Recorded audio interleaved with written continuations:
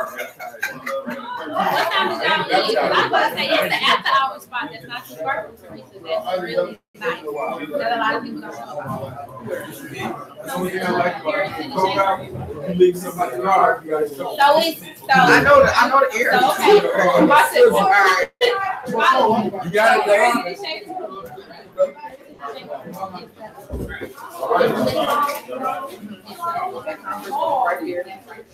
Hey man. A little under the weather, man. Oh, okay. All right, I'll hold you out. Hey, Snyder. Snyder, how are you? It's literally right across the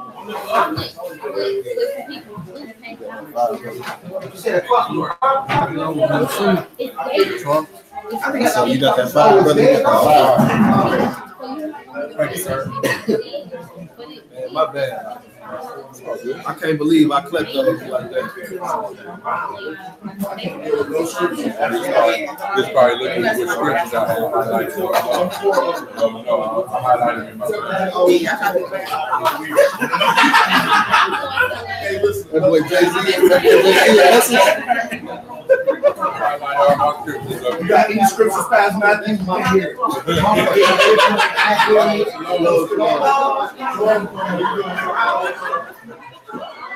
Brother B.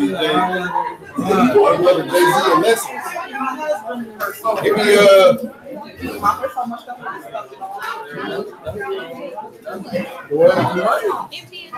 I had no time.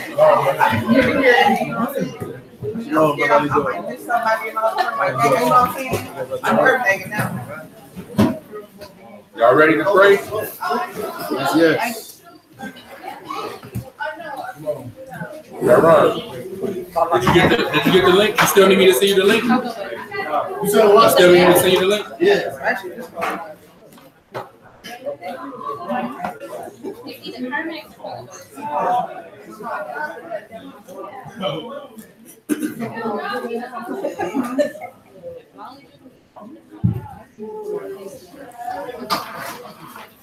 All ready to pray in? Yeah. Let's do it.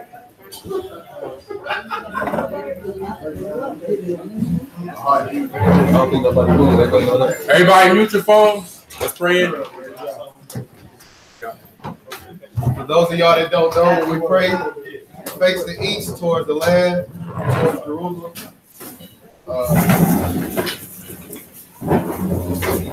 By way of 2 Kings and 2 Chronicles chapter, what's that, 30? Chapter 6. Anybody need any explanation after this? Let us know.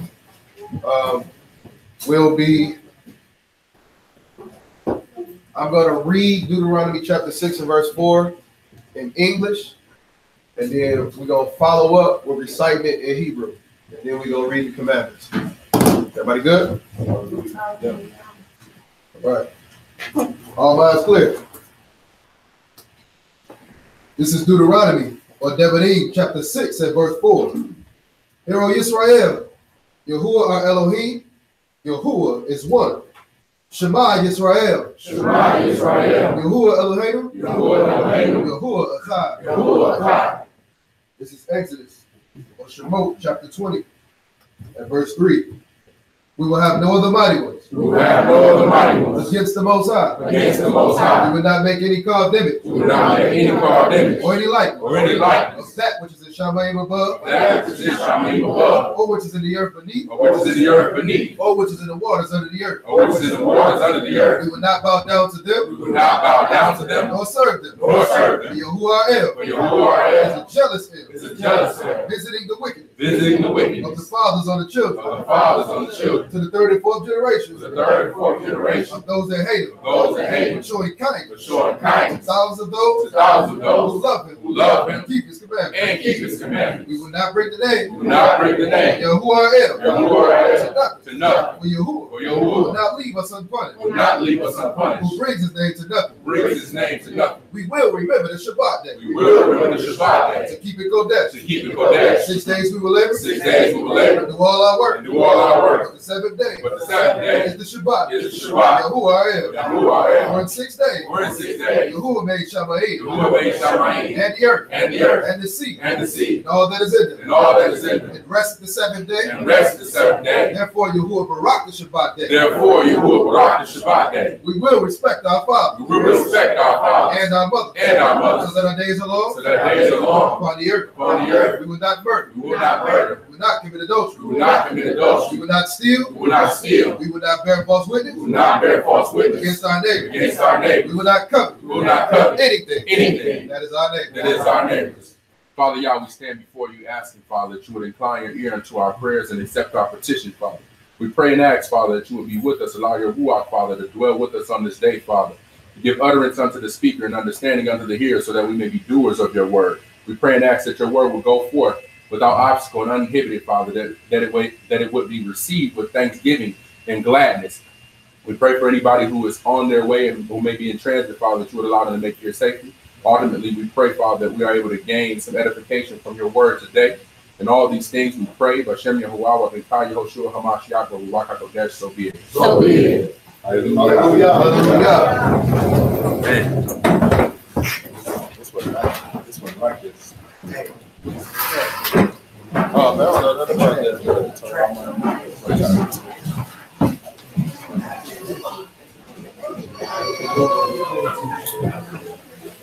You ask that now. What happened? Bro, you just did that and you tried to play it on me. Shabbat Shalom. Shabbat Shalom. First off, we want to make sure that we corporately acknowledge any visitors, any first-time visitors. So I know this is your first time visiting with us. First time visiting with us, your first time visiting with us. So if y'all wouldn't mind standing just so you can be acknowledged and welcomed properly.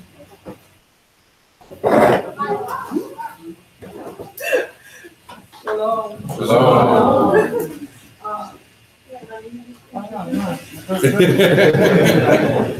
I yield to my husband. That's right. Hallelujah. Hallelujah. My name is Sister Cynthia Lyons. I'm on Facebook as Cynthia Knowing Lyons. And this is my husband, Brother James Lyons. We came into the truth, what I did about 3 years ago. Prior to that, I was in a Pentecostal church, and we've been fellowshipping and learning Yah together for 3 years in Torah. And I'm just so excited to be here today. And just to let you know, if I may, I was recommended here by a sister who lives in Chicago on Facebook. I don't know her personally, and she recommended here by watching the YouTube video. She's never been here, and she was so impressed. She said she's been watching for, I think, since the middle of last year or something. So that was a blessing, you know how y'all works. And so I'm here, and I told her I'd let her know, because she was talking about she would drive from Chicago to come to. Okay. So y'all doing the work. Absolutely. All right, Father. Good to have y'all with us. We're going to greet y'all. You got something to say? Oh, well, I didn't much to say. I just introduced myself. My name is James. My name is James Jacob. In Hebrew. Just follow my wife most of the time. She seems to lead me to a lot of good places. We've been so many churches, different churches, and seem to learn more each time. So we are constantly growing and growing and growing, and it took me 62 years to know who I was. Thank y'all for the knowledge.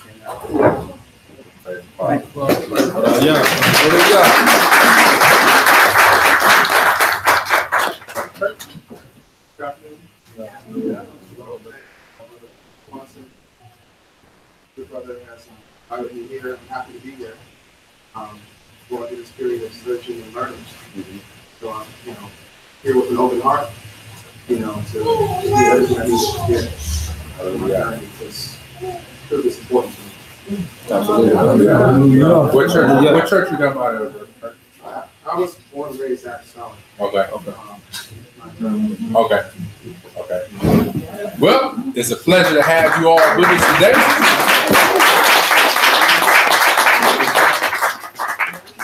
So, I want y'all to know that, like Brother Trav explained in the beginning, we always begin with reciting the commandments, and before we pray in, when we finish, we will close out and we will recite the Our Father prayer in Hebrew. So that you all are aware. It's a pleasure to have y'all fellowshipping with us today. Glad that y'all finally made it out. I know you've been currently looking to make it out for a little while, so glad that y'all made it out. Just want y'all to know that you are amongst family. If you got any questions in your search, Brother Kurt, Sister Cynthia, Brother James, y'all got any questions? If it's something quick, just throw a hand up. It can be addressed. If it's something that's a little more extensive, kind of hold it until the end, and it will still be addressed. And just, we're happy to have y'all with us today. So, welcome. All right. For our next Shabbat Shalom, everybody. Brother needs no introduction. You see that? I don't need that. I don't need no introduction. They call it king. I'm glad to be back amongst my family. I miss my family. He ain't evangelizing no more. Right. Welcome back home. All right. Title of this is The Right Thing for the Wrong Reasons. The right thing for the wrong reasons. Got me? When you ask an Israelite,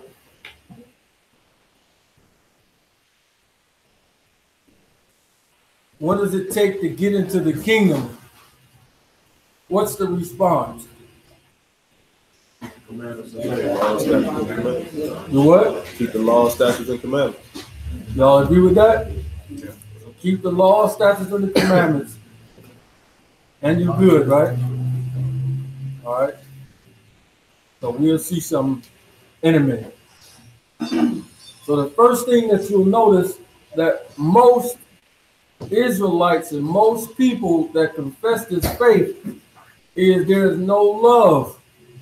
There is no compassion, right? Talk to people any kind of way.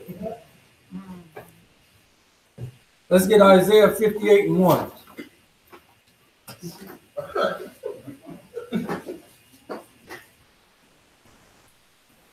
So you keep the law, statutes, and the commandments. Yah is what? So if Yah is love, and where is the love and the compassion from his people? Isaiah 58:1. What'd you say? Yeah. Isaiah 58:1. The book of Isaiah, chapter 58 and verse 1. Cry aloud, spare not. Lift up your voice like a trumpet and show my people their transgression. He says, cry aloud, spare not. Lift up thy voice like a trumpet. What does it mean to lift up your voice like a trumpet? Shout. Have authority in your voice. Yeah. To alert, like you said, to have authority in the voice. Do this mean to scream? No. Okay. Read that one more time, right? Cry aloud, spare not. Lift up your voice like a trumpet and show my people their transgression. And show what? My people their transgression. So, if I tell you the truth, but I tell you with a sledgehammer, Is that acceptable? No. Christmas is pagan. It ain't New Year's. How does that? I'm telling you the truth, all right? Yeah. Telling you the truth. But how am I telling you the truth?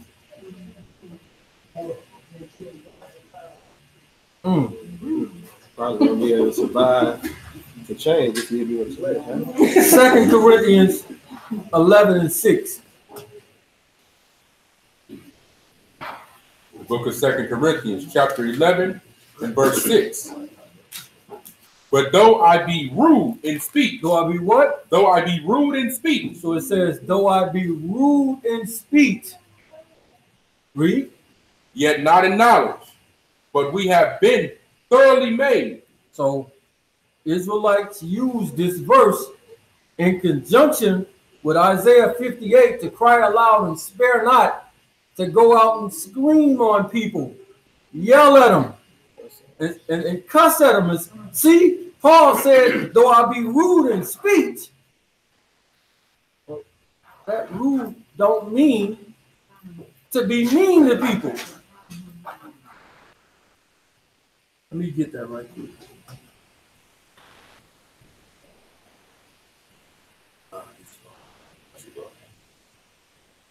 One moment.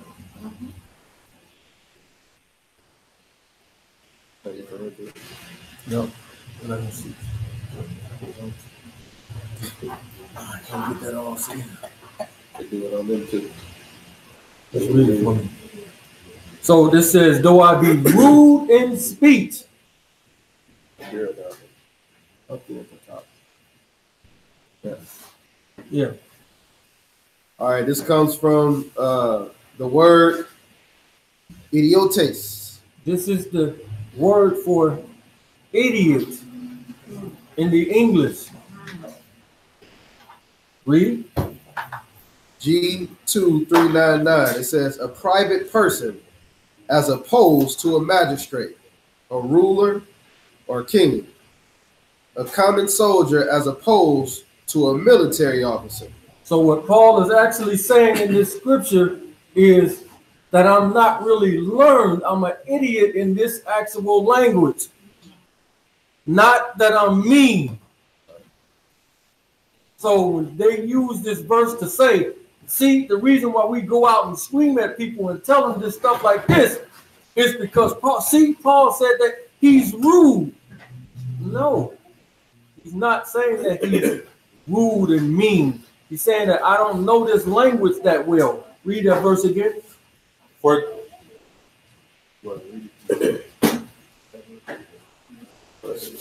Yeah. Go ahead. 2 Corinthians chapter 11 and verse 4.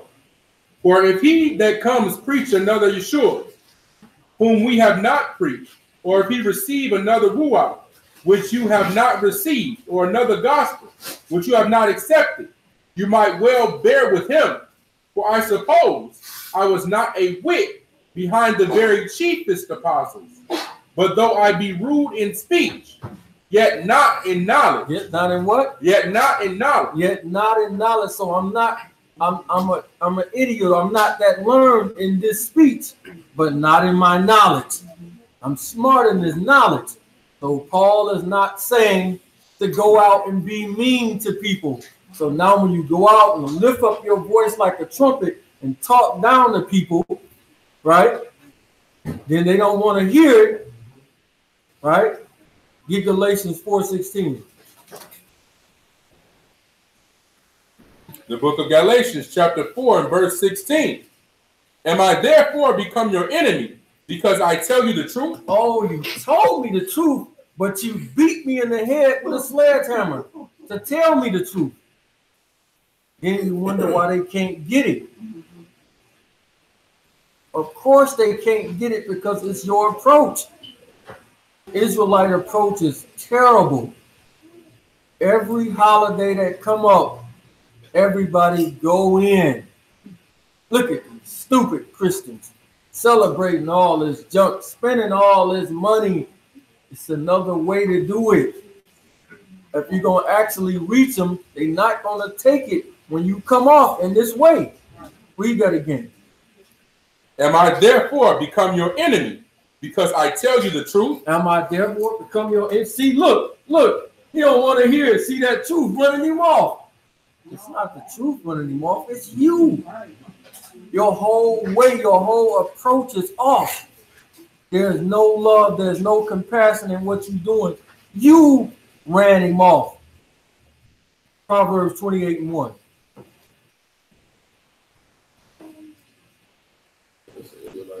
The book of Proverbs, chapter 28 and verse 1. The wicked flee when no man pursues. See you go. See? If you try to stir up his pride and make him come back and fight back now. Oh, I ain't fleeing. I ain't going nowhere. If you want to debate, the wicked flee when no man pursue. See, he leaving. He know because he can't handle this truth. He can't handle this truth. Ain't no love in none of this. Then when the people don't receive it, try to use this.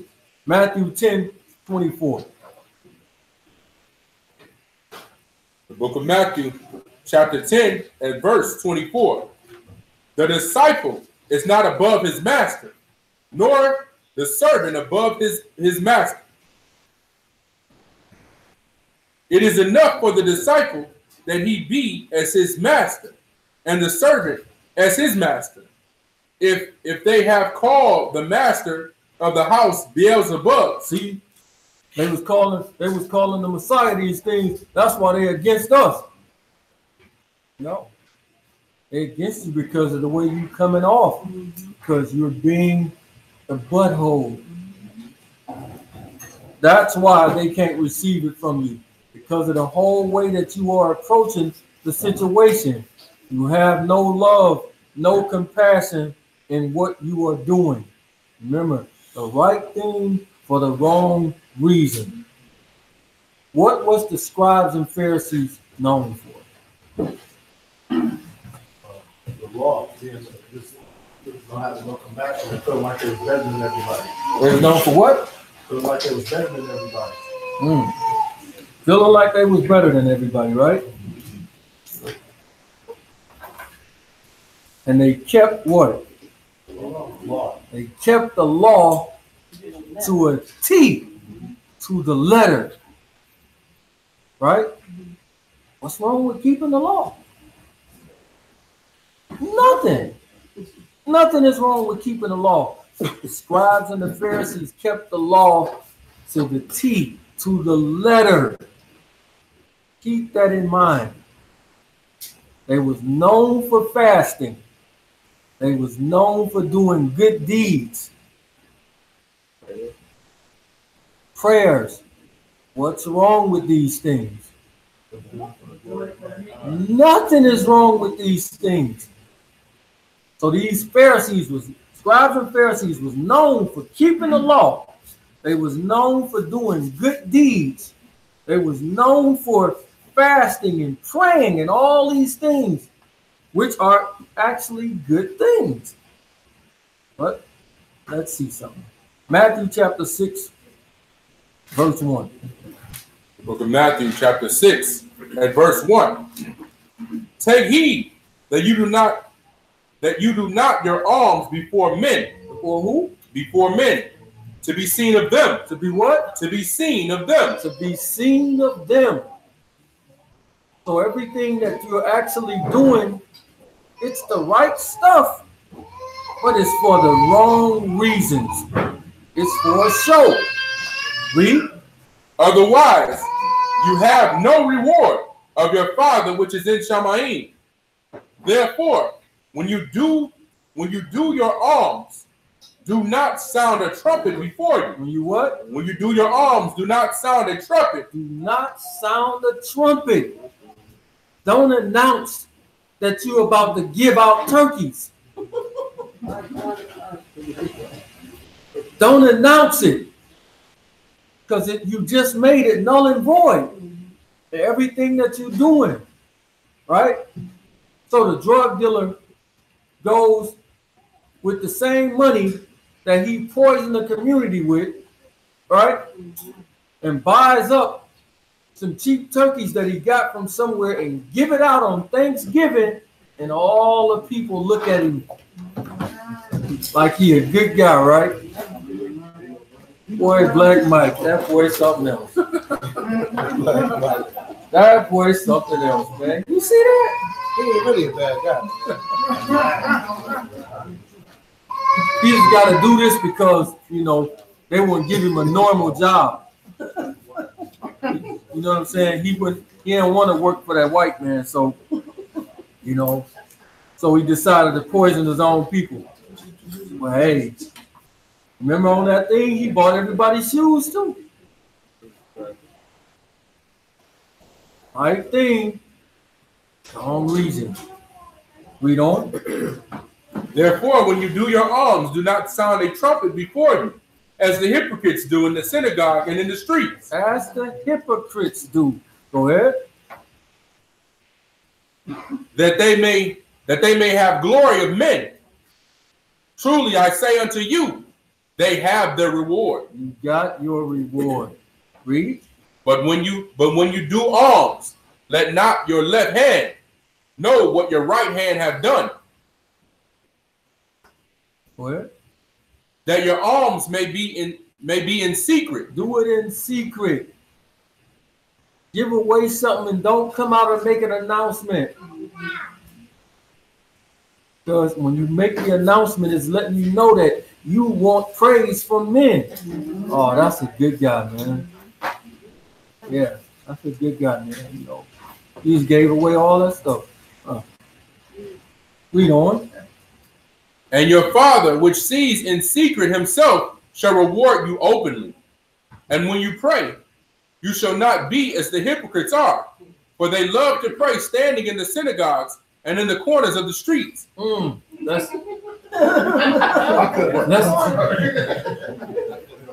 going to pray and get the camera ready. Let's pray to the wall. Take two. Now, on the count of 5, everybody start, all the women, we need y'all to wail. I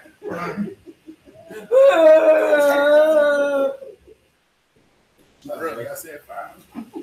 What is that? It's fake because it's all to be seen of men. It's acting. It's all to be seen of men. Right? Read on. Truly I say unto you, they have their reward. They have what? Their reward. They have their reward. Read. But you, when you pray, enter into your closet, and when you have shut your door, pray to your Father which is in secret, and your Father which seeth in secret shall reward you openly. He shall do what? Reward you openly. He shall reward you openly. Jump down to verse 16. Verse 16. Moreover, when you fast, be not as the hypocrites. Do what? Not as the hypocrites. He said, when you fast, don't be like the hypocrites. Don't be like those actors. Don't be like them people that's doing this for a show. Read. Moreover, when you pray, be not as the hypocrites of a sad countenance, for they disfigure their faces. Fast 2 days. Man, it's hard. I want some of that steak so bad. Oh, read. That they may appear unto men to fast. Truly I say unto you, they have their reward. But when you fast, anoint your head and wash your face, that you appear not unto men to fast. That you do what? Or not appear unto men to fast. So, matter of fact, wash yourself up, anoint yourself, and don't let nobody know that you fasting. Don't go out and let nobody know that you're doing it. Don't make it a show like everybody is doing. So we'll see that these people had a particular time that they did this. They argued about the fast days. Let's get Romans chapter 14. This is the chapter that is much confusing with. They teach this, they use this chapter to say, see, you can keep the Sabbath any day that you choose to, when it has nothing to do with that. Lots of confusion with this. Romans chapter 14, pick it up at verse 1. Romans 14:1. Him that is weak in the faith receive you, but not to doubtful disputations. For one believed that he may eat all things, another who is weak eats herbs. Let not him that eats despise him that eats not. He said what? Let not him that eats despise him that eats not. So let him that eats despise him not that eats. Go ahead. And let not him which eat not judge him that eats. For Elohim have received him. Who are you that judge another man's servant? To his own master he stands or falls. Yea, he shall be holding up, for Elohim is able to make him stand. Verse 5. One man esteems one day above another. It says one man esteem a day, one day above another. They say, see, this is why we can keep the Sabbath any day, because it's whatever day that you pick. This is talking about the days that the scribes and the Pharisees was arguing about the fast on. Read. One man esteems one day above another. Another esteems every day alike. Let every man be fully persuaded in his own mind. In his what? In his own mind. In his own mind. So again, this whole thing, the scribes and Pharisees like to argue about which days that they wanted to fast on, because they made this a big thing. They argued about it. Luke 18:12.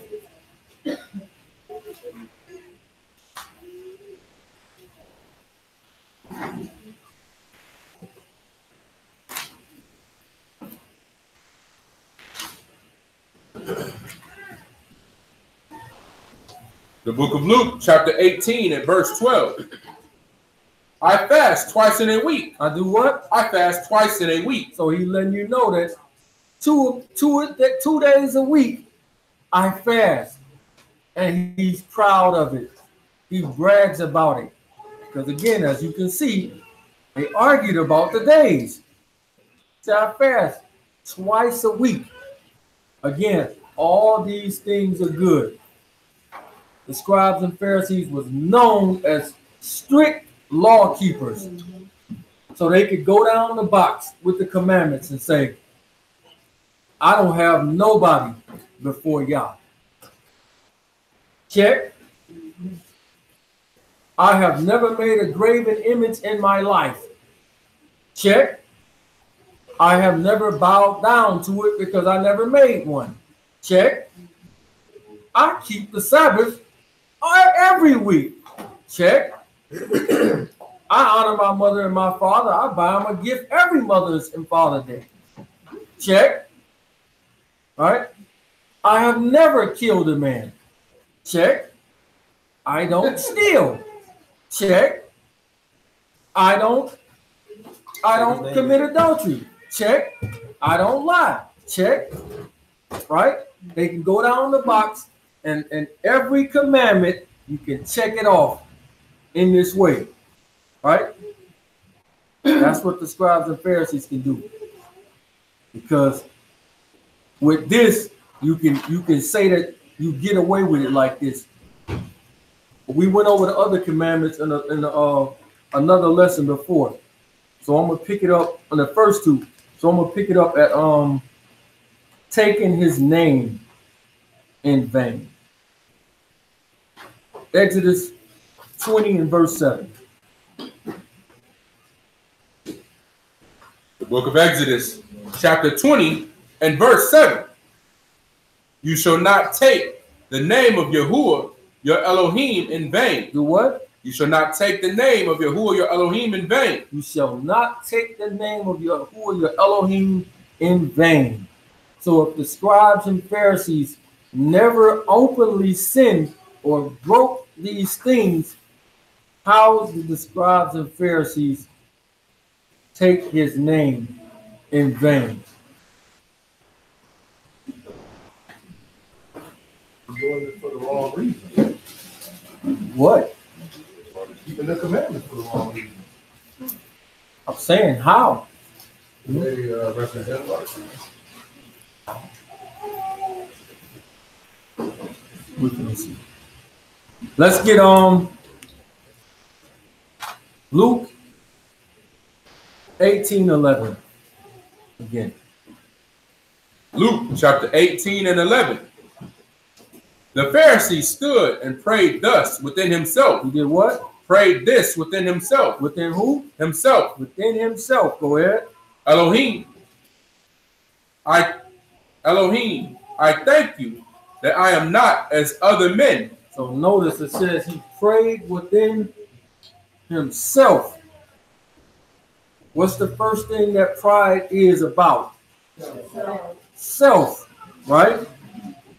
So how do they take Yah's name in vain? Let's see. John chapter 11, 43. This ain't just to them. This is going on right now to this very day. The book of John, chapter 11 and verse 43.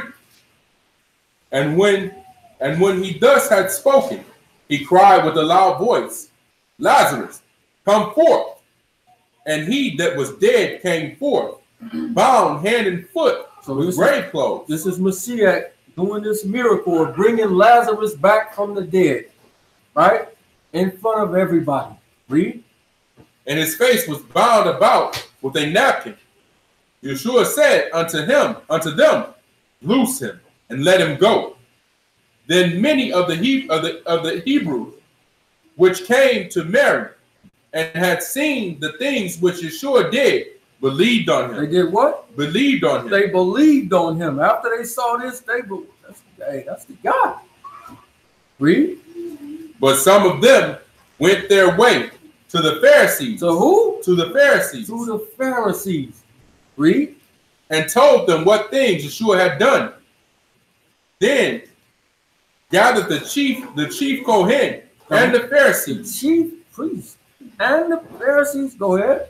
A council, and said, what do we? For this man does many miracles.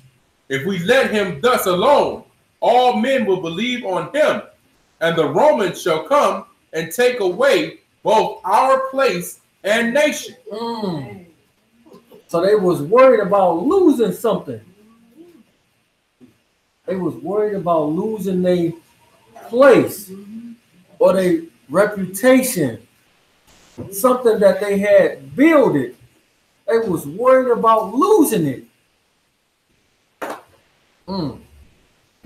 That they're going to come and take away our place or our reputation or our name. Let's get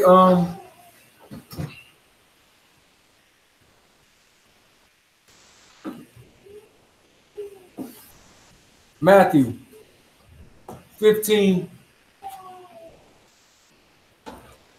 verse 8.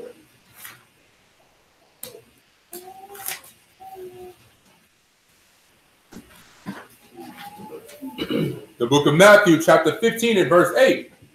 This people draws near unto me with their mouth and honor me with their lips. So it's all an outward thing. Everything is an outward thing in front of people. Read. But their heart is far from me. But in vain they do worship me, teaching for doctrines the commandments of men. Doing what? Teaching for doctrines the commandments of men. Teaching for doctrine of the commandments of men. Genesis 6 and 4.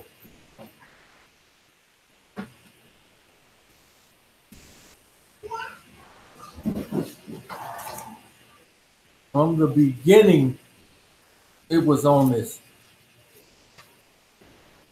The book of Genesis, chapter 6 and verse 4. There were giants in the earth in those days, and also after that, when the sons of Elohim came in unto the daughters of men, and they bare children to them. The same became mighty men, which were of old, men of renown. Men of what? Men of renown. Men of renown. What does renown mean? Well known or famous. They had names. We see that they was wicked, right? But they had a name. They had a place. They had a reputation. Go after the flood. Genesis 11:4.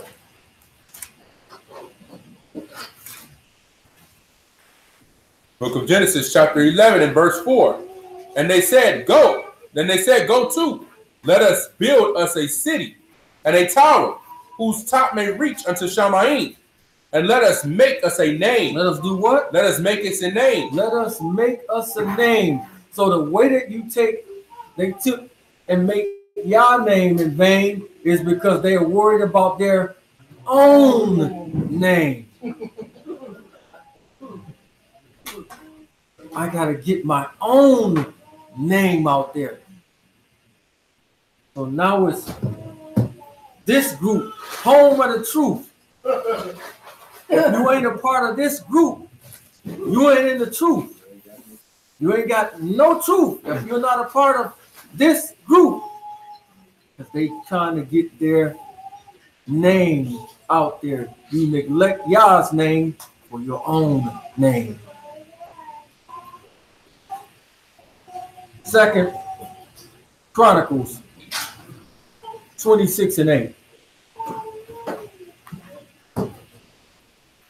Everything was going right for Uzziah.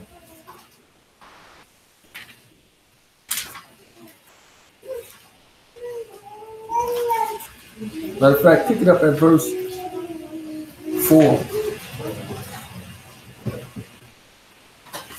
Book of 2 Chronicles, chapter 26 at verse 4. And he did that which was right in the sight of Yahuwah, according to all that his father Amaziah did. And he sought Elohim in the days of Zechariah, who had understanding in the visions of Elohim. And as long as he sought Yahuwah, Elohim made him to prosper. And he went forth and warred against the Philistines and break down the wall of God and the wall of Jabneh and the wall of Ashdod and built cities about Ashdod. See, right now he all for Yah, right? Read. And among the Philistines, and Elohim helped them against the Philistines and against the Arabians, and against Esau and against the Arabians that dwelt in Gerbaal, and the Mehunims and the Ammonites gave gifts to Uzziah. So somebody gave him something. Read. And his name spread abroad. Oh, wait a minute. What happened? And his name spread abroad. So he got a name now. It's been spread abroad. Read.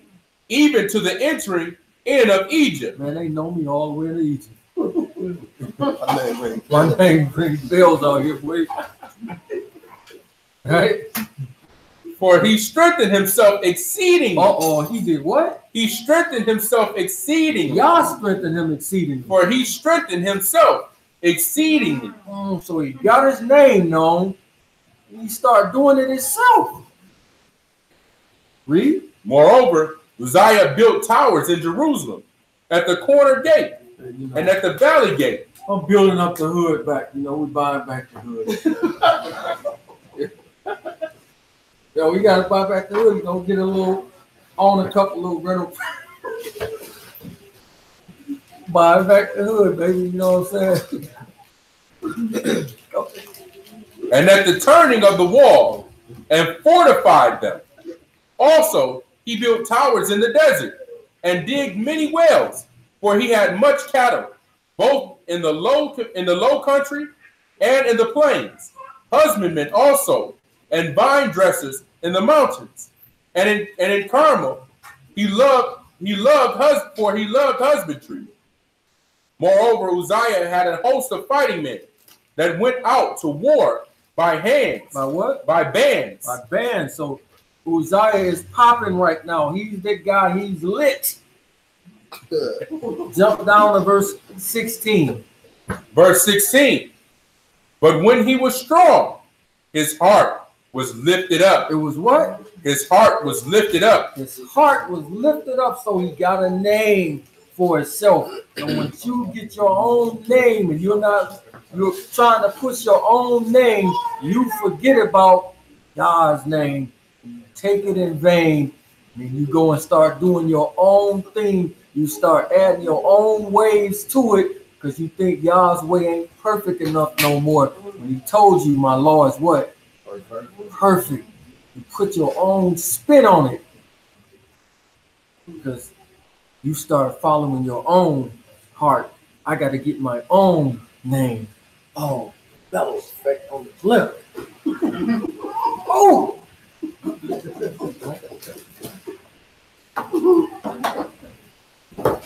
Get your own name.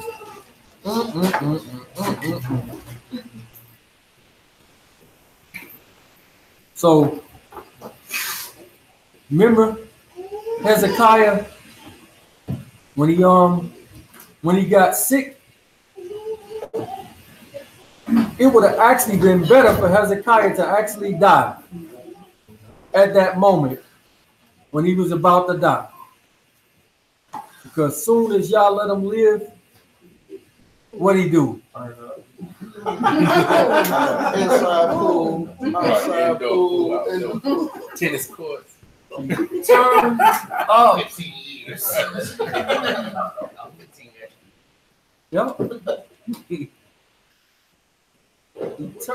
He completely forgot everything that just happened to him, right? And he got lifted up. Hezekiah, y'all stop the sun for me.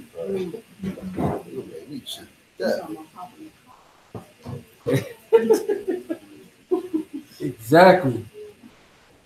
So people will say, I keep the Shabbat. I'm at class, I'm there first. I beat Mello there. I'm there first. But if just because you come to Shabbat, does that mean that you're keeping it? What if you like this? You walking outside to check that sun?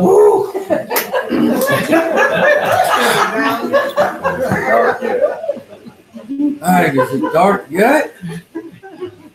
Hey, how long is this gonna be? Keeping people in there till they butts hurt. Right? Just because you actually came, don't mean that you keeping it. Psalms 119.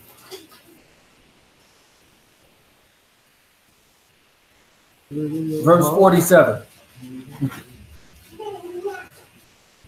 The book of Psalms, 119, chapter 119 and verse 47. And I will delight myself in your commandments. I will do what? I will delight myself in your commandments. He says, I will delight myself in your commandments. If you come and you just come and just going through the motions, this means you don't delight in it. You should just go ahead and do what it is that you wanted to do in the first place. You're wasting your time. Exactly. He knows that you just going through the motions. You're just checking the box off to say, I keep the Sabbath. I keep it. You just checking the box off. That's all you're doing. Verse 143. Psalms 119 and 143. Trouble and anguish have taken hold on me.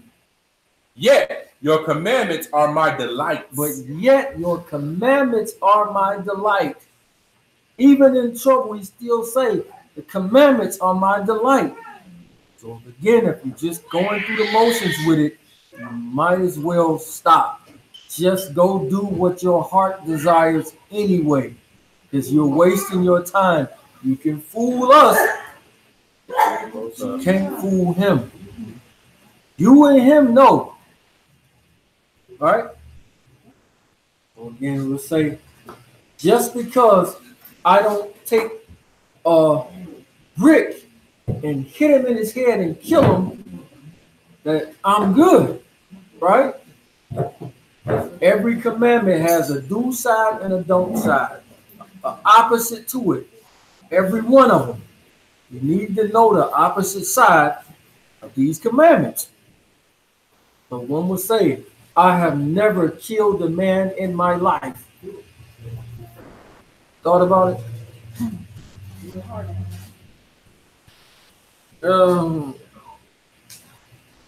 He said, blessed are the pure in heart, right? Let me ask y'all something. Who watched Power and what's the name of the other? Empire. Who watched those? I watched it. Let me ask you something. Or any shows similar to this. When they have illicit sex scenes on the show, right? Mm-hmm. Murders and stuff on there, right? Adultery on there, right? If y'all were to walk in the room and you was watching that, what would you do?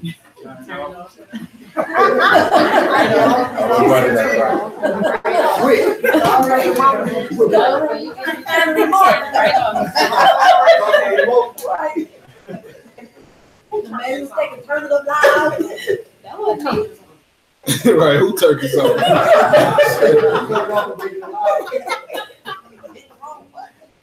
Look, he put the remote on the other side of the road. You got to walk down. The woman. She turned it up. She like these shows. You said girl with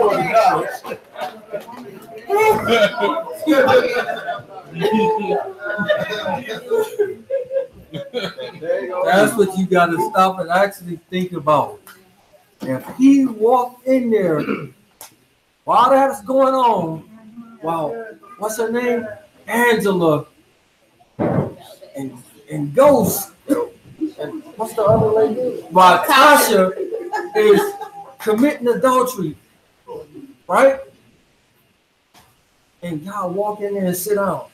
What you watching? Sister's rooting around. This is on when I turned the TV. I don't know what it is. I just woke up. Again, this is funny, But it's real though. but it's real. Think about it.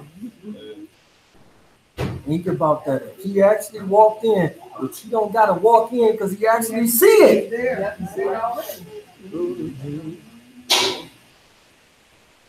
Who will say, I don't murder? Let's see. Mashiach says everything and do everything for a reason.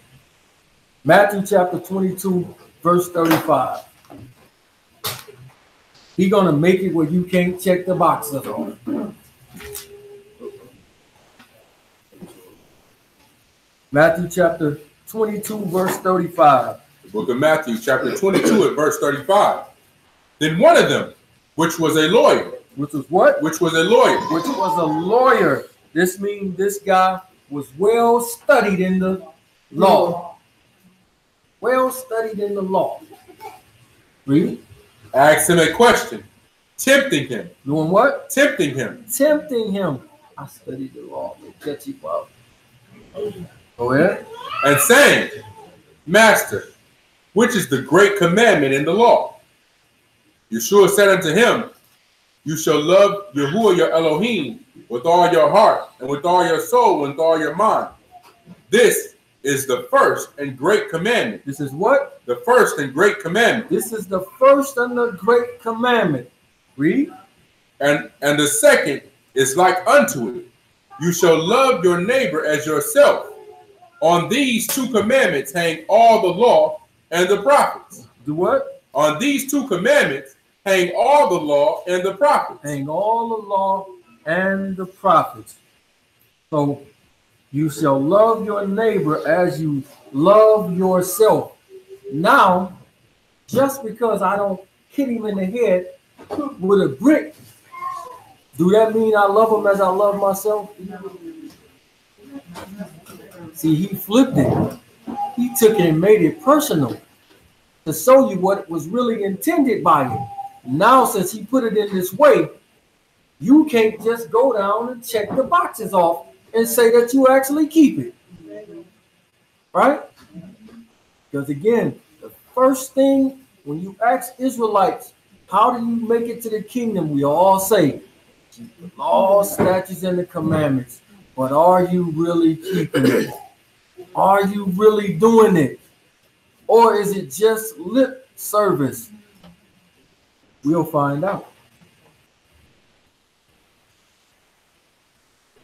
So now it's personal.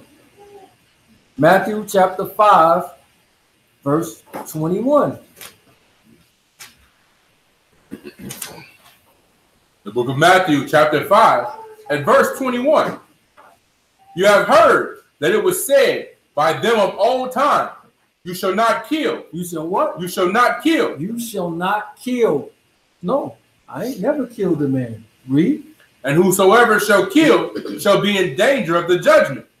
But I say unto you that whosoever is angry with his brother without a cause. He said, whosoever is what? Angry. Whosoever is angry, read. With his brother without a cause. Without what? Without a cause. Without a cause. So if you angry with your brother for nothing, mean you just hating, read. It shall be in danger of the judgment. So if you just angry with him for no reason, he ain't done nothing to you, I just don't like the way that nigga look. For nothing. It's just something about him. It just hurts my skin. Ooh. For nothing, read. Shall be in danger of the judgment. And whosoever shall say to his brother, Rakah, shall be in danger of the council. But whosoever shall say, thou fool, shall be in danger of hellfire. Shall be what? In danger of hellfire. So these terms is meaning this person is looking down on this man or these people as if they are nothing. Right? This means you have disdain for somebody else, that you think that you are greater than them and you look down on them, you are a peon. Read that chapter, verse 22 one more time. Verse 22. But I say unto you that whosoever is angry with his brother without a cause. So if you angry for nothing without a cause, read. Shall be in danger of the judgment. And whosoever shall say to his brother, Rakah, read. Shall be in danger of the council. That means empty one, senseless, nothing one. Dummy, exactly, read. But whosoever shall say, thou fool. Thou what? Thou fool. Go ahead. Shall be in danger of hellfire. You are a moron. You're going to be, again, this is looking at another person like they are worthless. He said, if you do this, you are in danger of hell's fire, right? Let's see, can we find somebody doing that? Luke 18:11. Is this the verse where we was having a discussion last week about people and the memes they were saying about George Bush dying? And saying, even though his acts was proven, or wicked, like is this still wrong to like somebody meme that said George Bush is hot down there, ain't it? All that stuff, bro. Don't got no place. You better get rid of your own stuff and make sure we right ourselves without putting somebody else there. He said the Creator said he don't have no pleasure in the death of him that died. So who are we being the creation and we're making fun of somebody else's death? You know what I'm saying? Tell you to rejoice not when your enemies fall. Don't supposed to celebrate and do this stuff. That's why, again, these people just know the letter of the law. Luke 18:11. The book of Luke, chapter 18 and verse 11. The Pharisee stood and prayed thus within himself. Elohim, I thank you that I am not as other men are, as other men are, extortioners, unjust, adulterers, or even as this publican. Even as what? As this publican. What is he just doing? He said that he's all those things. He exalted himself, just like Mashiach is saying, if you do this, you in danger of the fire yourself. He doing it right here. He guilty of it right here. So them people that was making them memes, again, you don't supposed to do that stuff, but I'm telling you, that's pleasure. That's a fleshly thing. So this guy right here is doing it right now. Ephesians 4:26. So he mentioned something in here. So the law is supposed to not only make you not kill your brother, it's supposed to cure the anger that's inside of you that will cause you to kill your brother. That's what it's supposed to actually do, which is supposed to take the pride out of you, which causes the anger, which causes the hate, which would be a buildup and make me kill you. Ephesians 4:26. The book of Ephesians, chapter 4 and verse 26. Be you angry and sin not. Do what? Be you angry and sin not. Be you angry, but sin not. Read. Let not the sun go down upon your wrath. That means to get over it. That means don't let it build up and linger in you. And man, You gotta say it plain like that again, bro. So you gotta say it plain like that again. Yes. Get over it. You know, that's exactly what it's telling you right here. To get over it. Don't let it fester. Don't let it build up. Right? When I say, that nigga say something to me tomorrow at work.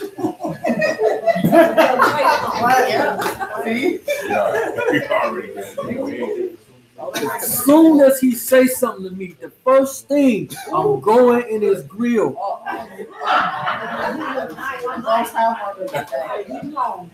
Right?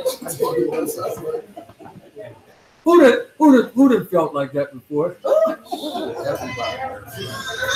Yesterday.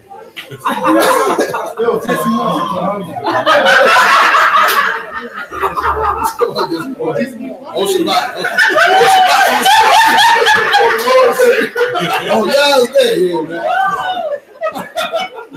Let me see. One more. I'll pull it up. It ain't the right way, man. It ain't the right way. Say this morning. I got to do a job for him. I went to the job. He had pipes everywhere, and I paid him. He hadn't got the money, so I'm like, I'm gonna look at the job. I'm like, you disrespect me like that, bro? You know what I'm saying? So I really didn't want to talk to him. He put me on the call. I told her, I ain't gonna talk to him. I'm gonna sock him in his mouth. So I'm gonna stay away from him. You know what I'm saying? I said, I know I'm mad. I'm gonna stay away from him. But he keep calling. I said, you gotta stay away from him. Is that wrong? Oh, you already know, right? But still, the pride is still there. Trying to get over it.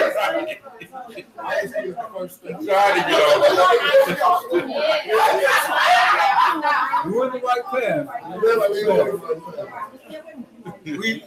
Read that one more time, right? 4:26. Ephesians 4:26. Be you angry and sin not. Let not the sun go down upon your wrath. Neither give place to the devil. Do what? Neither give place to the devil. Because if you don't just get over it, it's going to come. It's going to fester up. And you're going to get them thoughts, and they're going to keep multiplying. Eventually, you're going to act on it. Because the anger is going to turn into hate. This is why he's saying, get over it. 1 John 3:15. So the law is supposed to not only make you not murder him, it's supposed to go inside you, cleanse the anger and the pride out. Therefore, the anger won't even be there and the hate will never grow. Yep. 1 John 3:15. The book of 1 John, chapter 3 and verse 15. Whosoever hates his brother is a murderer. Is a what? Is a murderer. Whosoever hates his brother is a what? A murderer. Is a murderer. So just because you didn't take a 45 out and blow his brains out, if it's in here, you still considered a murderer. I can't have you in my kingdom and you got this stuff in your heart. You can't be in my kingdom, in my presence, and you got this in your heart. Right? Can't get in here like that. Whosoever is angry with his brother is a murderer. And y'all think of some brothers that fit this description in the scripture?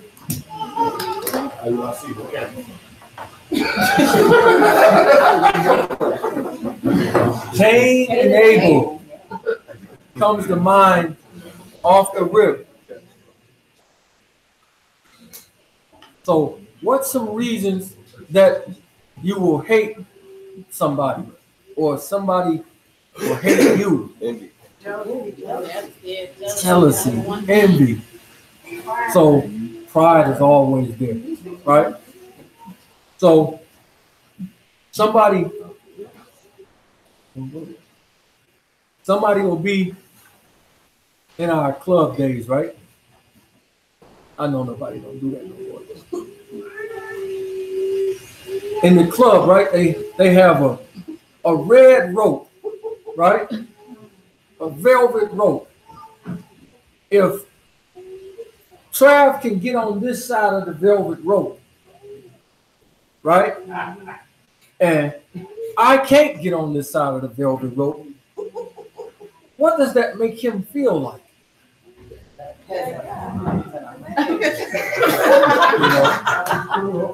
I'm it. A rope is separating you because I'm on this side. I'm better than you, right? Ain't this how it is? Just because I'm on this side of this red rope, which somebody just put up, this makes me better than you, right? Exactly. Because I'm an idiot that I went and bought a Moet that cost $30 in the store and I paid $150 for it and walker. You that thirsty? But because I'm on this side, I'm better than you. I'm better than you. Niggas can't get on this side. Broke niggas. Right? So let's look at it from the other side. So now the person that's not on this side of the rope, he envious of them. Weak niggas. Standing fake niggas. So May say, I don't understand the language of niggas with no money. Right? But then you had the other group, ante up, get that fool, jack that fool. Right? Meaning, one say, I don't understand the language of niggas with no money. The other one say, because you on that side of the rope, I'm going to rob you. I'm going to take, both is wrong. Right? Both is wrong. Both is hate in both ways. Robin Hood ain't good. No. Exactly. Both is hate. So the one that's got the so-called money that's on the side of the red rope, he wrong because you looking down on him because you thinking he is nothing, which you're going to be guilty of hell's fire. And the other one is wrong because you have envy in your heart and you are planning on taking something that's not yours. This is why it's best to be at an even keel. Proverbs 30, verse 8.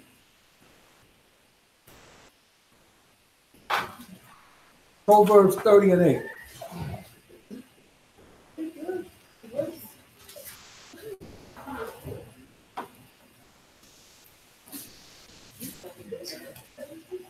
Proverbs chapter 30 and verse 8.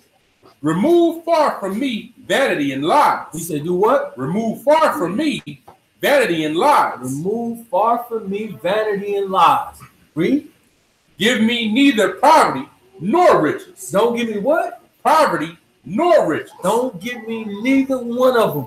Now I know the average person is thinking, well, give me the riches. I'll take the riches.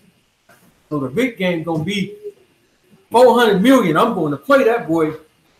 Hardly shall a rich man enter into the kingdom of somebody because you think that the money won't change you. You think it won't mess with you. It won't get on me. You know what I'm saying? Yeah, I just bought a little building down there on 7 Mile, you know what I'm saying? Yeah, it's a soup kitchen. I feed the homeless out of it. You have to make an announcement with it. More than likely, it's going to change you. Read that again, all right? Verse 8. Remove far from me vanity and lies. Give me neither poverty nor riches. Feed me with food convenient for me. He say, give me neither poverty nor riches. That means I would rather be even keel in the middle somewhere. You just want to be comfortable, right? I want to be content, like you say. As long as you got food and raiment, therewith be content. Because when you get too much, that head is going to start expanding. I know what he's talking about. When these things, this anger and this murder and all this stuff build up in you, only way to get rid of it is this. Matthew chapter 6, verse 14. The book of Matthew, chapter 6 and verse 14. For if you forgive men their trespasses, your Father in Shamayim will also forgive you.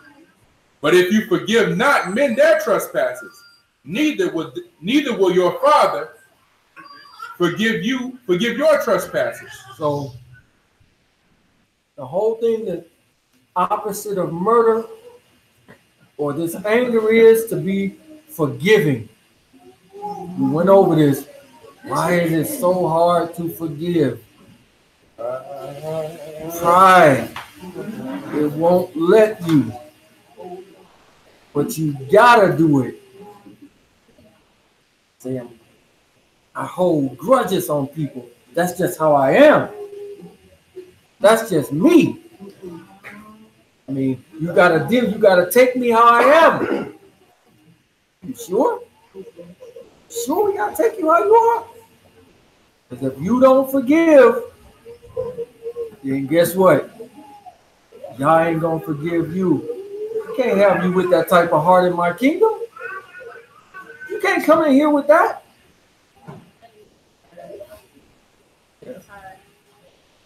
No stealing. So just because I don't do this, do that mean that I'm not stealing? Just because I didn't physically take something? Right? Just because I physically don't take this, does that mean that I'm not stealing?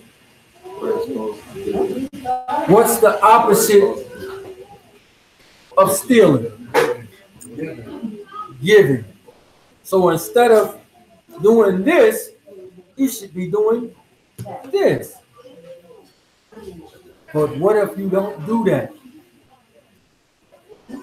You won't get nothing. You're what? Stealing. Just because you don't take something from somebody, but you don't give, you are still considered stealing. Let's see that. Matthew chapter 5, 42. Listen to the Book of Matthew, chapter 5 and verse 42. Give to him that asks you. You what? Give to him that asks you. No, check his hands and see. No, you look like it. No, that's dope in your hands.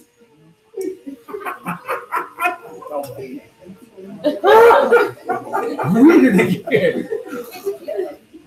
That's, oh my goodness. Give to him that asks. Give to him that asks you, and from him that would borrow of you, turn not you away. Do what? And for him that will borrow of you, turn you not away. Don't turn him away. So if you actually really got it, give it.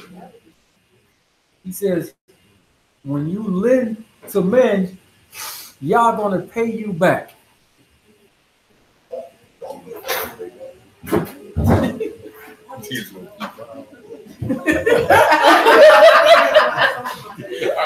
We're trying to come up with stipulations. I just asked. I just asked. Just gonna keep borrowing, don't never pay back. If you got it, if it don't hurt you. Luke 12:33. Most people, when you loan them, they don't pay back. They don't even ask it. Yeah.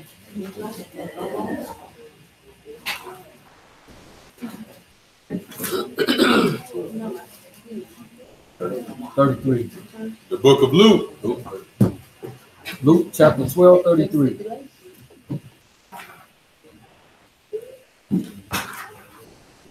The book of Luke, chapter 12, at verse 33. Sell that you have and give alms.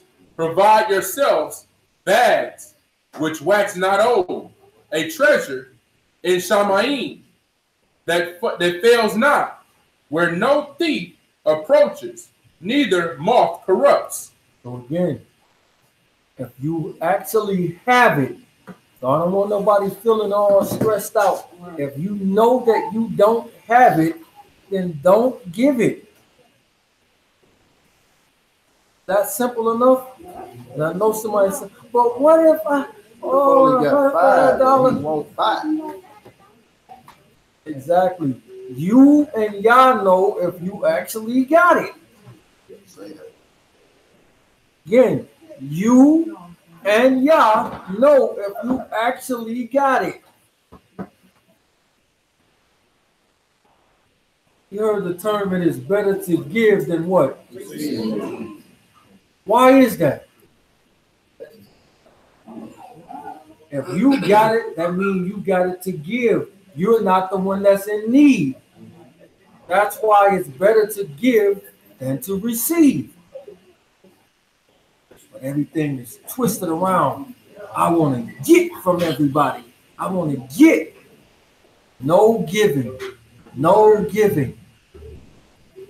Let's get this parable. Luke chapter 10, verse 30. The book of Luke, chapter 10 at verse 30. And Yeshua answering said, a certain man went down from Jerusalem to Jericho and fell among thieves, and which stripped him of his raiment and wounded him and departed, leaving him half dead. Leaving him half dead. Read. And by chance there came down a certain Kohen that way. A priest. This is a man of Yah, right? A priest. Read. And when he saw him, he passed by on the other side. He did what? Passed by on the other side. So he didn't have no love. He didn't have no compassion. He didn't go over and stop and check on that man and say, hey, brother, you all right? What happened to you, man? He didn't do none of that. He went on the other side of the street. So did he beat the man up and strip him and take his clothes and do any of that to him? He didn't do that to the man, though, did he? But even though he didn't do it, he might as well have did it. Read. And when he saw him, he passed by on the other side. And likewise, a Levite, when he was at the place. So now we got a Levite. We got a Levite.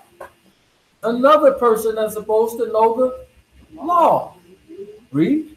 Came and looked on him and passed by on the other side. Did what? Came and looked on him. Looked at him and did what? And passed by on the other side. Crossed the street.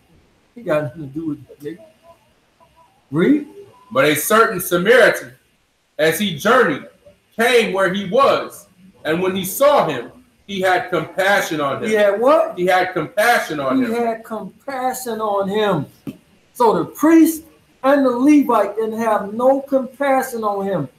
Even though they know the law, you're supposed to be men of Yah. You went across the street on them. No love, no compassion. That's what Israel lacks on a whole.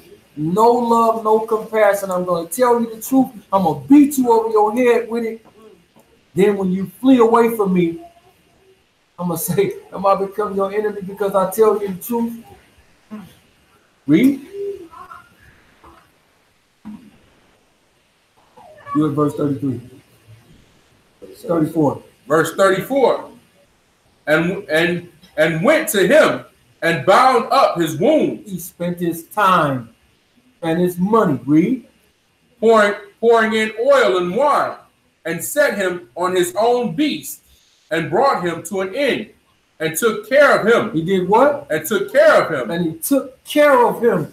This person here has passion way more than this so-called priest, way more than this Levite. He's a Samaritan. Read. And on the morrow, when he departed, he took out 2 pence. He took out what? 2 pence. 2 pence. This means 2 days of work. Money. Read. And gave them to the host, and said unto him, take care of him, and whatsoever you spend more, when I come again, I will repay you. Which now of these 3 think you was neighbor unto him that fell among the thieves? So this stranger came and gave his time, he gave his money, and he gave his love and his compassion to him. Which again, the Israelite community lacks terribly these things. It's all law.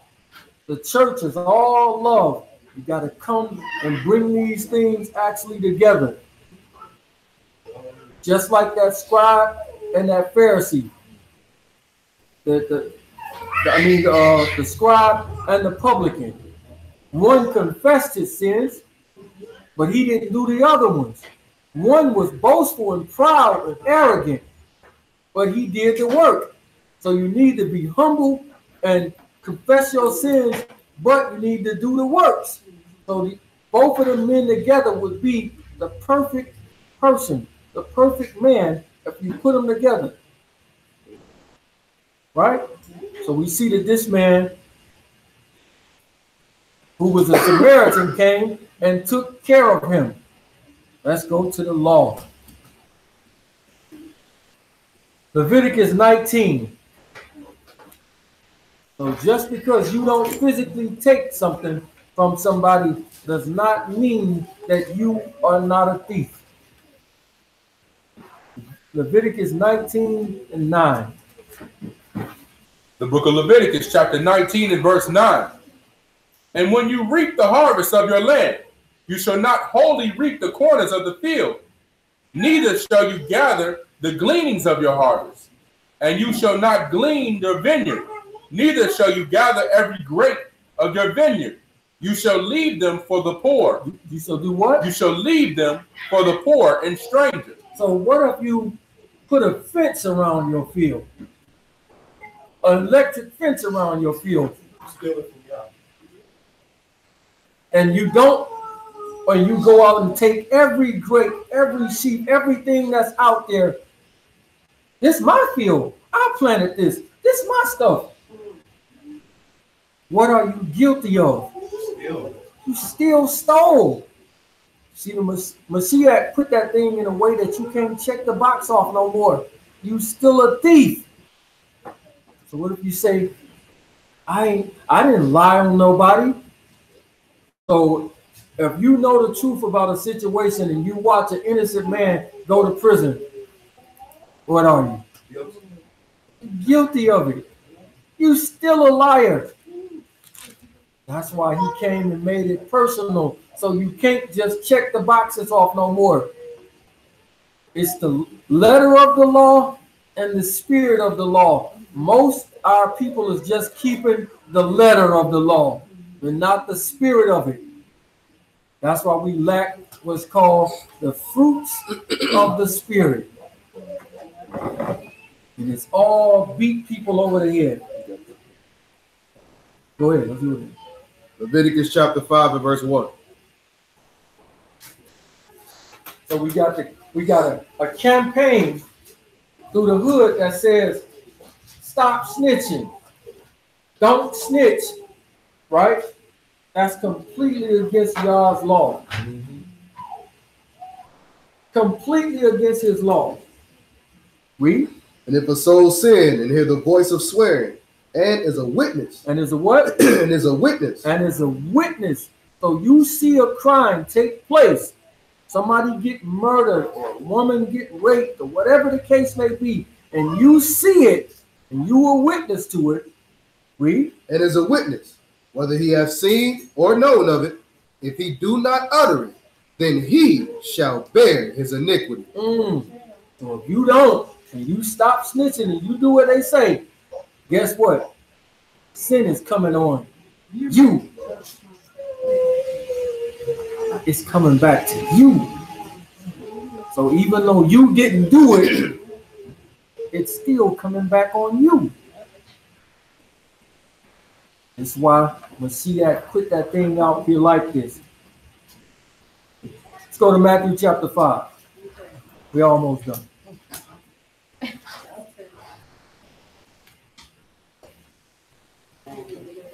Matthew chapter 5 and verse 1. Matthew chapter 5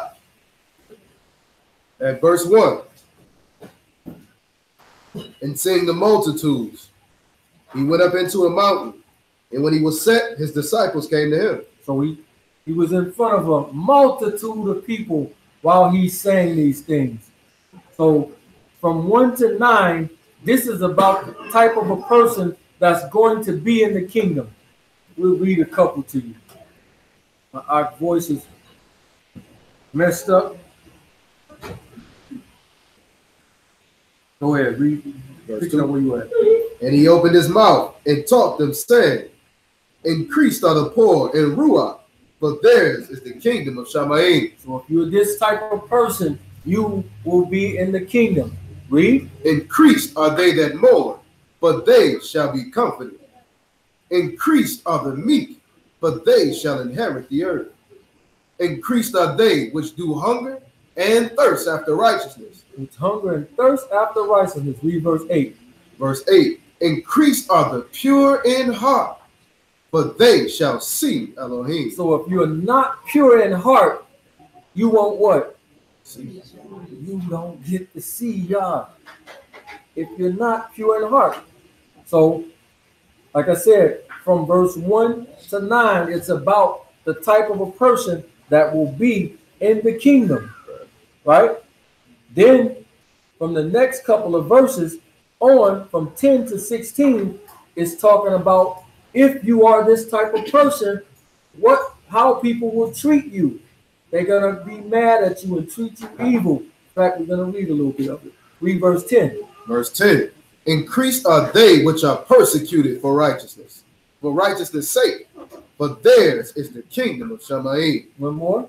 Increased are you when men shall revile you and persecute you, and shall say all manner of evil against you falsely, for my sake. For whose sake? For my sake. Go ahead. Rejoice and be exceeding glad, for great is your reward in Shamayim. So he tell you exactly what type of person going to be in the kingdom.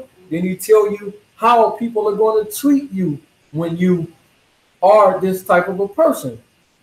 Then the famous part that we always read, Matthew 5:17. Matthew chapter 5 and 17. Think not that I am come to destroy the law or the prophets. I am not come to destroy, but to fulfill. For truly I say unto you, till Shamayim and Eretz pass, one jot or one tittle shall in no wise pass from the law, till all be fulfilled. So what? To all be fulfilled. Go ahead.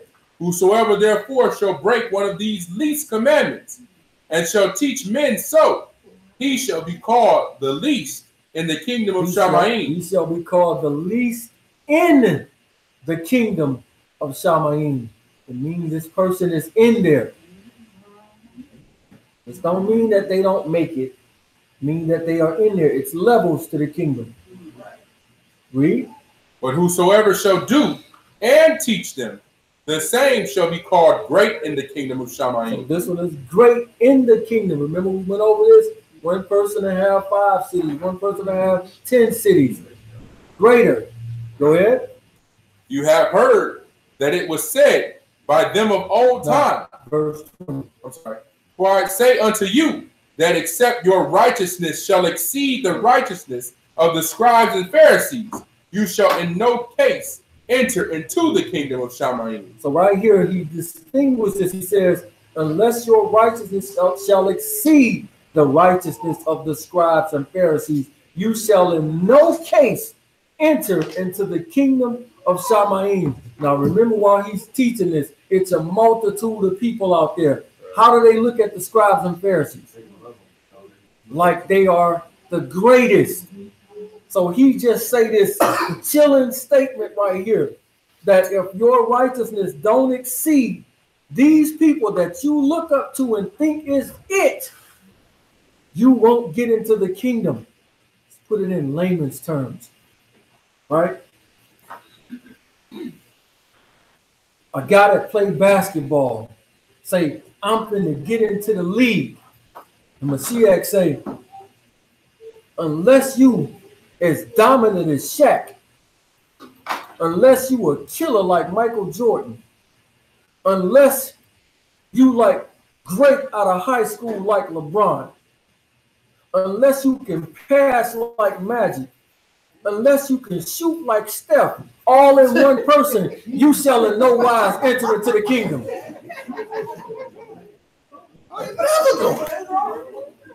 not going to. Let's flip it for the women. He say, unless you look and can sing like Beyonce,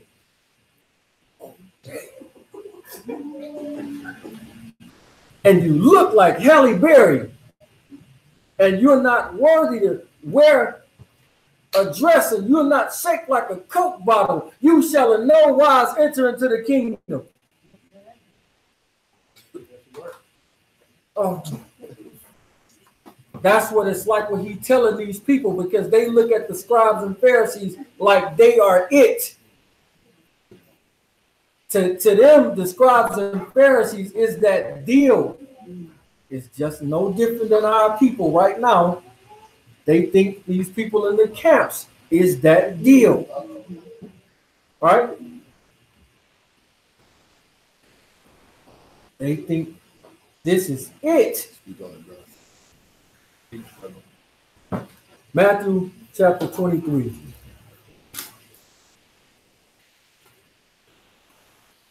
Hey, sorry, I went to the best of everything. Shaq the most dominant. Mike the killer. LeBron great out of school.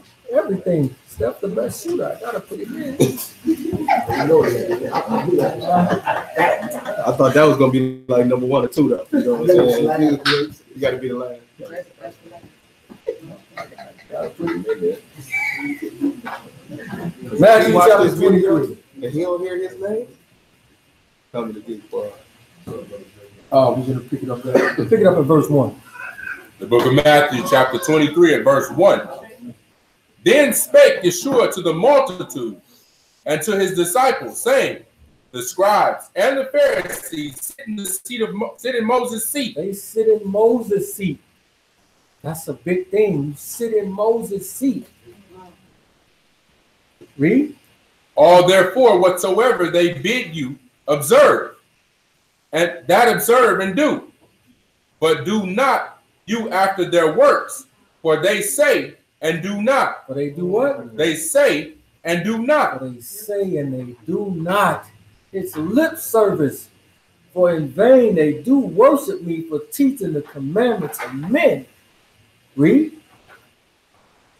For they bind heavy burdens and grievous to be borne, and lay them on men's shoulders, but they themselves will not move them with one of their fingers. Hey, y'all go and go and move that stuff in there. Read. But all their works they do for to be seen of men. Everything is to be seen of men. Right? So when little Ray killed Pookie, nobody shows up, right? But if an Arab or a white man kill one of our people and the news come, Al Sharpton and Jesse Jackson show up, right? Why y'all don't show up for the rest? Oh man, that's just regular black on black crime, brother. You can't. We can kill us. They can't kill us. Why the camps show up when there's something big with the cameras there? Because it's all to be seen of men. We there 1,000 strong. Why weren't you there for little Ray and Kiki? Why wasn't you there for that? Because it's all to be seen of men. Everything you're doing is just to be seen of men. The same thing the scribes and Pharisees was doing. Read on. But all their works they do for to be seen of men. They make broad their phylacteries and enlarge the borders of their garments. Oh, I got cold as fringes. Garment makes me more righteous. Fringes all up under the sleeves, all down the leg of the pants. Did he tell you to do that? Fringes all on the knee tree. All to be seen of men. See, I'm super righteous. You see this? I got the Indian fringes up under here. Dude's got pants on with fringes down the leg. He didn't tell you to do that. He didn't tell you to do that, but this make you appear like you're more righteous to these people who don't know no better. So you start looking at them like, oh my goodness, I want to get in that group so bad. But what? It's a show. Read on. And love the uppermost rooms at feasts, and the chief seats in the synagogue, and greetings in the marketplace, and to be called of men, Rabbi, Rabbi. Flattering titles. I get in. I'm already a captain. They're gonna make me an officer by this time next year. These positions is nothing. Ain't you the son of say that? Yeah. Because I asked you and you say yeah, that means titles. All this stuff. All these titles come in with this garment and the look in front of people. It's terrible. It's nothing. So I'm gonna make you the president of the chosen seed. What is that? What is that? That ain't nothing. You the president of nothing. The greetings, like again, all this stuff, it ain't nothing. But we going with this stuff and watching people do it. Same thing as that rope, huh? Exactly. The same as the rope. Because I come on this side, because I paid $20 extra to get on this side, I'm better. Because he gave me this title and told me I'm something. What? Read on. Verse 9. Verse 8. But be not you called rabbi, for one is your master, even Hamashiach, and all you are brethren, and call no man your father upon earth. All you are brethren. We all brethren. You don't supposed to try to make yourself bigger than him. I'm the officer. I'm the captain. You a soldier. You're a little deacon. Don't do that. We brothers. Who's the leader of the crew? Oh, we brothers. What you need? I want to talk to the leader. Well, you're talking to me. If he there, you're talking to him. It's none of that. You brethren, the Gentiles do that thing of putting somebody up to make them over everybody. Well, you got to talk to the bishop. Shut up!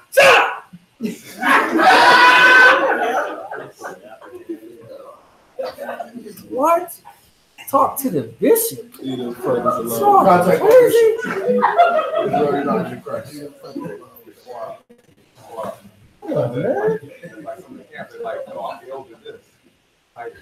Terrible. Jump down to verse 13. Verse 13. But woe unto you, scribes and Pharisees. But woe unto you, scribes and Pharisees. Read. Hypocrites. For you shut up the kingdom of Shamaim against men. For you neither go in yourselves, neither suffer you them that are entering to go in. So you shut it up for yourself, and then you cause the people that you're trying to get to not get in. He says, woe unto you. Remember when Isaiah was saying woe to everybody, he wasn't considering himself. But when Mashiach is saying woe to you, his is just. Verse 14. Verse 14. Woe unto you, scribes and Pharisees, hypocrites, for you devour widows' houses, and for a pretense make long prayer. Sister Sue's husband died. Therefore, you shall receive the greater damnation. And yet, as you can see, it says the greater damnation, meaning it's levels to the burning. It's levels to it. Everybody don't get the same thing.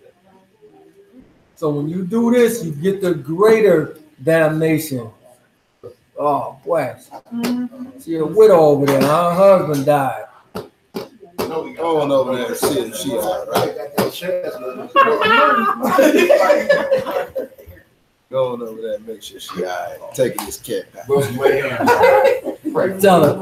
Tell her pastor sent this package over there. Call me on my private number. Verse 15. Woe unto you, scribes and Pharisees, hypocrites, for you compare sea and land to make one proselyte. So you compare sea and land to make one proselyte, to convert one person. You go out, you can't wait to get another member to join the crew. Read. And when he is made, you make him twofold more the child of hell than yourselves. You mess these people up because the people want to be a part of something.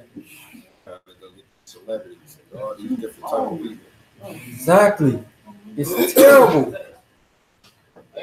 Right thing, wrong reason. Read. 16. Verse 16. Woe unto you, you blind guides, which say, whosoever shall swear by the temple, it is nothing. But who shall swear by the gold of the temple, he is a debtor. He says, you blind guides. Would you follow a blind man to lead you across 6 miles? No, sir. They do fine. That's not very wise. Come on, let's go. You're gonna cross 6 miles. You smacked. Hold on for a minute, I hit something.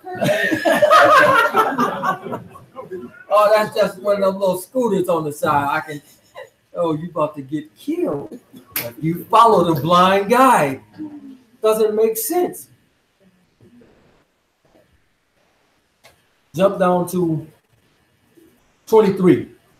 Verse 23. Woe unto you, scribes and Pharisees, hypocrites, for you pay tithe of mint and anise and cumin, and have omitted the weightier matters of the law. All for show, just like in church. We got the $1,000 line. We got the $500 line. We got the $100 line. When they get done, now everybody else can come on.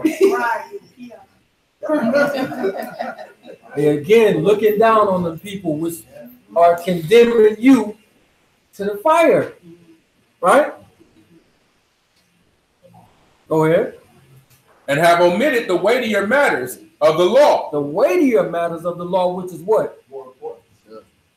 Judgment, mercy, the compassion, and all these things that come with the fruits of the Spirit, not with the letter of the law.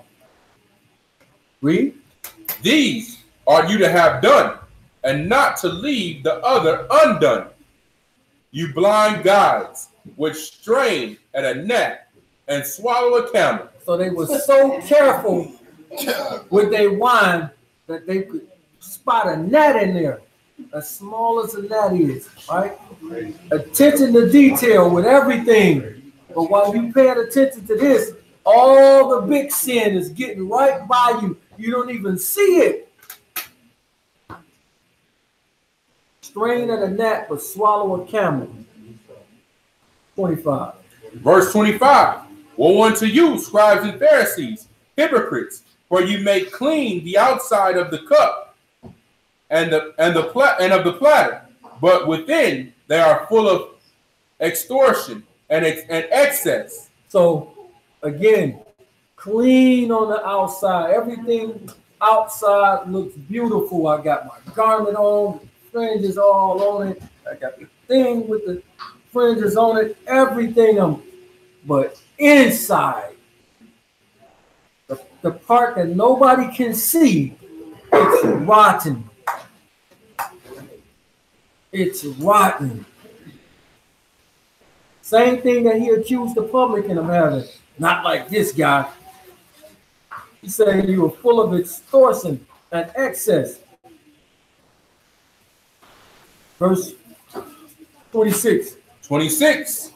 Though you blind Pharisee, cleanse first that which is within the cup and platter, that the outside of them may be clean also. So work on the inside and then it'll manifest out. Don't do it on the outside and then come out to the people. You're doing it backwards. 27. Woe unto you, scribes and Pharisees, hypocrites, for you are like unto whited sepulchres, which indeed appear beautiful outward, but are within full of dead men's bones. Full of what? Dead men's bones. Again, spending a whole bunch of money going into debt with headstones and the most beautiful coffins. And, oh, they got a horse and carriage for his funeral and all of this stuff, but he's dead. He don't know none of this. They getting even more elaborate now. They got the people sitting up, sitting in the chair. He's dead. Well, that's how he he would don't know. That's how he would have wanted it. We just feeling it. I don't want him to be mad at me. Daddy wanted a gold coffin. I know he did. Oh, Folly. And you see him in the box. Yeah, he's in a better place. No, he's right there in the box. He's right there in the box. He's not in a better place. You're looking at him. said it's better to be a living dog than a dead lion. So we can clearly see these people did the right thing for the wrong reason. Don't be this person. Don't be the person that do this stuff because you want praise of men. Don't do this stuff because you want to be popular on Facebook. Don't do this because you want to get your name popping. Because you're going to be just like what these people are. And if your righteousness don't exceed, not measure up to, it can't come up to the same place theirs is at. It's got to go above and beyond it. So with that, we say shalom. Shalom. Questions, comments, concerns. You loved it. You hated it. Don't do it again. Everybody needs to hear Teach that one some more. Teach that one some more. Teach that one some more. That was a good one. Any questions? This one comes up, I guess it's always to different generations, but it's like when I was riding with my granddaughter, and she was referring to someone who was along the side of the road who was begging, but there was some information about the people being fake in their asking. Everybody's not, but just in general, I just speak in general. A person who's like in your family, and you know every time they get money, regardless of where it's from, they buy drugs. And they ask you for money. Now, their needs, you may know, like they need somewhere maybe to stay, they need food and all that, but they're asking you for money, and they're like, I don't, just give me the money. Then they are asking. But sometimes people ask you for things that are going to hurt themselves. So that's your discernment, right? Mm-hmm. That's like your discernment. Yeah, right. It's something I'm that thinking the wisdom, because I've mentioned to people, I said, but you still have to use wisdom in all things, because some people get real ridiculous with, they don't have insight with it. I mean, people have asked somebody to give them a gun, and they've been depressed. Right. You don't do that. Exactly. I swear somebody else might ask for a gun because they're, they need protection. So one, you give it, the other one you wouldn't. Right. Because you have to use that discernment. Is there, like, for people who don't see that, is there a scriptural example that you can think of where someone did ask for something? Of course, I know we often ask and ask this. That might be one. I'll have to look. They ask for what now?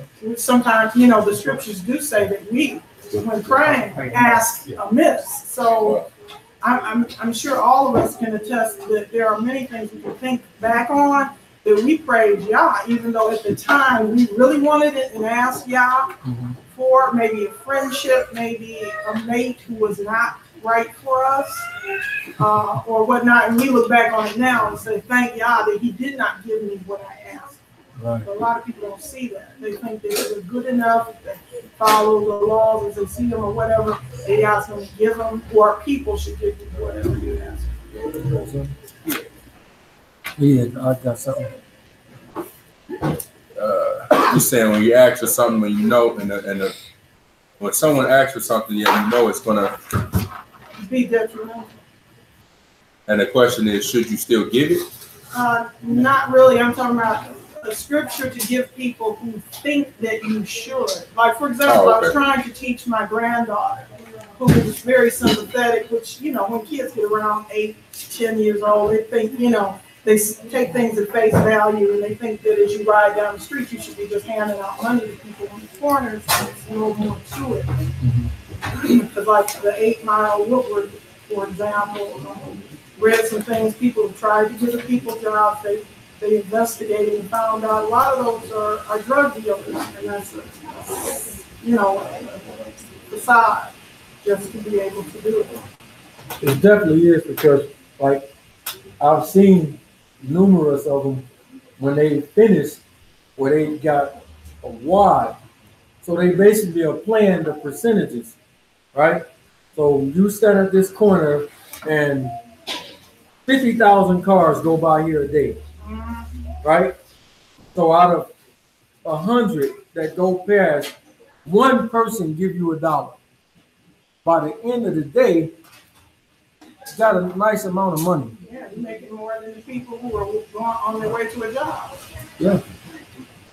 This is proven.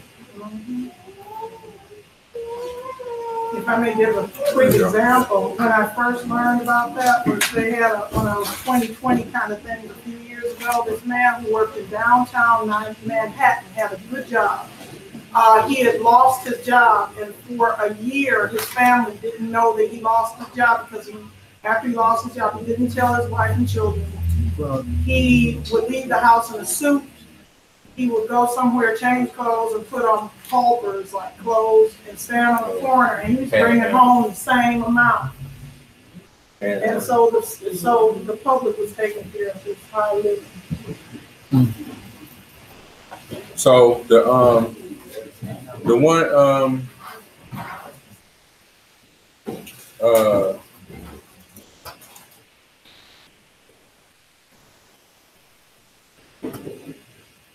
parable, the one parable, Luke 15 and 11. Luke 15 and 11.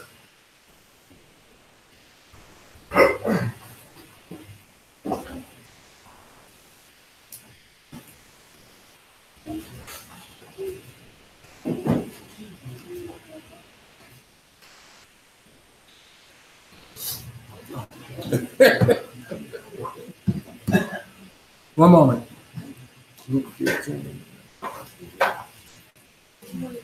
Luke chapter 15 and verse 11. And he said, a certain man had 2 sons, and the younger of them said to his father, Father, give me the portion of goods that falleth to me. And he divided unto them his living. And not many days after, the younger son gathered all together and took his journey into a far country, and there wasted his substance with riotous living. So this parable about the prodigal son is kind of right along those lines, right? He asked for it. The father, like a father, knows his son. He knew exactly what was going to happen. And as soon as he divided his living, he left and took and wasted everything. So the whole thing about like asking for something that's going to be to your detriment, you know what I mean? Or asking for, or you're saying like as far as a person that asks for something that you know is going to be to their detriment, should you still provide it? You know what I mean? Because I mean, does that kind of answer the question? Well, I knew. Okay. But I was saying someone who doesn't believe that there's like this one guy said to me, well, and he was asking for something, and I said, I'll buy you something to eat, but I'm not going to give you money. And he said, well, if you don't give me the money and you're thinking I'm asking for it for a wrong reason, then you're judging me. You're not. I'm actually giving you what you need. You know what I mean? Just because I'm not giving you money, that's all. I generally don't give money either. Like if I see somebody asking for something that's like hungry and need food, I got food right here. Here you go, food. If you're looking across at the food, then that means you ain't really hungry. So then you look. You know what I'm saying? You read Leviticus 5:1. Knowing someone that is sinning and not saying something. So, if it could possibly hurt the person that you love, should you still speak up? It's against what this is saying? Absolutely. What if you don't know if it's against? But I'm curious because we were just discussing it when you read Leviticus 5:1. I was explaining something earlier, and I want to know that although it's a sin, if it's gonna hurt the person that I love, should I speak up? Because I was against speaking up. Read that. Go back to that. I think we're gonna have to have a more extensive conversation. I think you speak up. I think you speak up because ultimately you're doing the right thing, and the person who could be possibly harmed, could learn a valuable lesson as well. But what if it hurts the person you love? But they can learn a lesson from it. Even though it might be hurtful now, they can learn a lesson, an invaluable lesson that might benefit from the future. Agreed. It's like Hezekiah.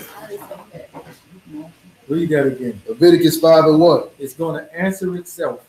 If a soul sin and hear the voice of swearing and is a witness, whether he have seen or known of it, if he do not utter it, then he shall bear his iniquity. Really, really self-explanatory. So if you don't say nothing, it's on you. Yeah. That's like if somebody in the world of crime, that's gonna happen, they don't say anything about it, if something happens with that crime, let's say somebody comes, I'm gonna go out and kill X, Y, and Z, you know about, you don't tell, you can possibly be charged with simply with murder in the courts of law. Because you have foreknowledge of what you didn't say. So you would expect harm, you would prevent the harm or engagement of someone else that you had knowledge of. Okay. Just a quick question. Who is it that in different situations would it be different who you report it to? Because there have been people who've seen someone's spouse out with somebody else doing things that they shouldn't be doing, and then you think to yourself, but if I tell the wife, or if I tell the husband, he's a violent man, he might be somebody who doesn't kill him. This is like in a case of something that's a quote unquote a crime. Oh, okay.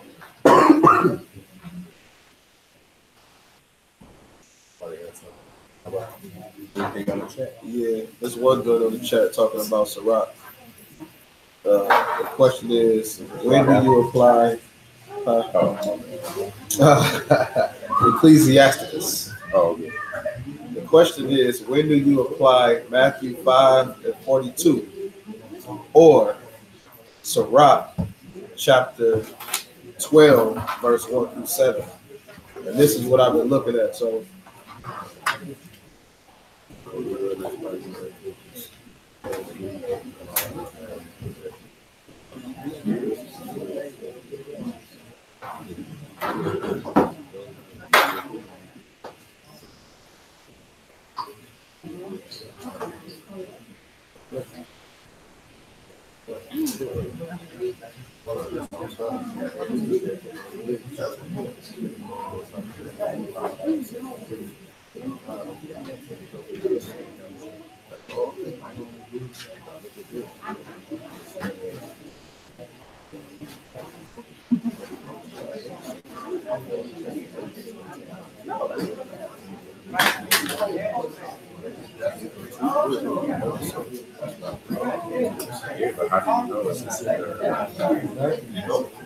But even if you somebody that's asking, it's a no, so like the whole thing about church, so he's talking about sinners.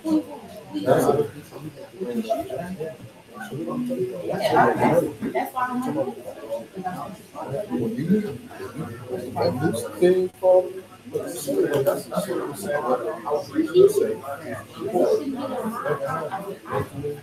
So that's pretty much what Kyle said.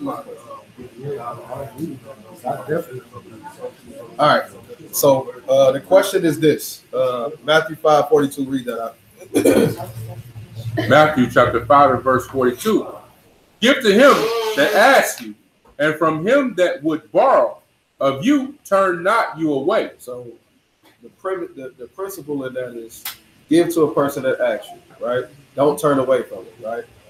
But the question is, when do you apply that as opposed to what's written in Ecclesiasticus chapter 12, verse 1 through 7? Now, I disagree what's written here, and I'm going to show why. Read what's in 12 and 1. Ecclesiasticus chapter 12 and verse 1. When thou wilt do good, know to whom thou doest it, so shalt thou be thankful for thy benefits. Do good to the godly man. Do good to who? To the godly man. and thou shalt find a recompense. And if not from him. So basically, starting off, it's saying do good to a godly person, and you're going to find a reward or a recompense, right? Go ahead. From the Most High. There can no good come to him that is always occupied in evil, nor to him that giveth alms. Give to the godly man, and help not a sinner. So let's say, don't help a sinner, right? Now, I don't agree with that. I don't agree with what's written right there. Keep reading. Do well unto him that is lowly, but give not to the ungodly. Hold back. He say, don't help the ungodly, right? Go ahead. Hold back thy bread, and give it not unto him. So if a person is ungodly, what this is saying, don't give him your food, right? I don't agree with that. Show you why. We don't agree. We don't agree with that. Go ahead. Least he overmaster you thereby. So he said, if he overmaster you, he overtake you, right? Now you just got to give it to him. Keep reading. For else thou shalt receive twice as much evil for all the good thou shalt have done unto him. So if you do good to a person that's evil, it says that you're going to receive twice the evil. We don't agree with that. Go ahead. For the Most High hateth sinners. You will never find that in here.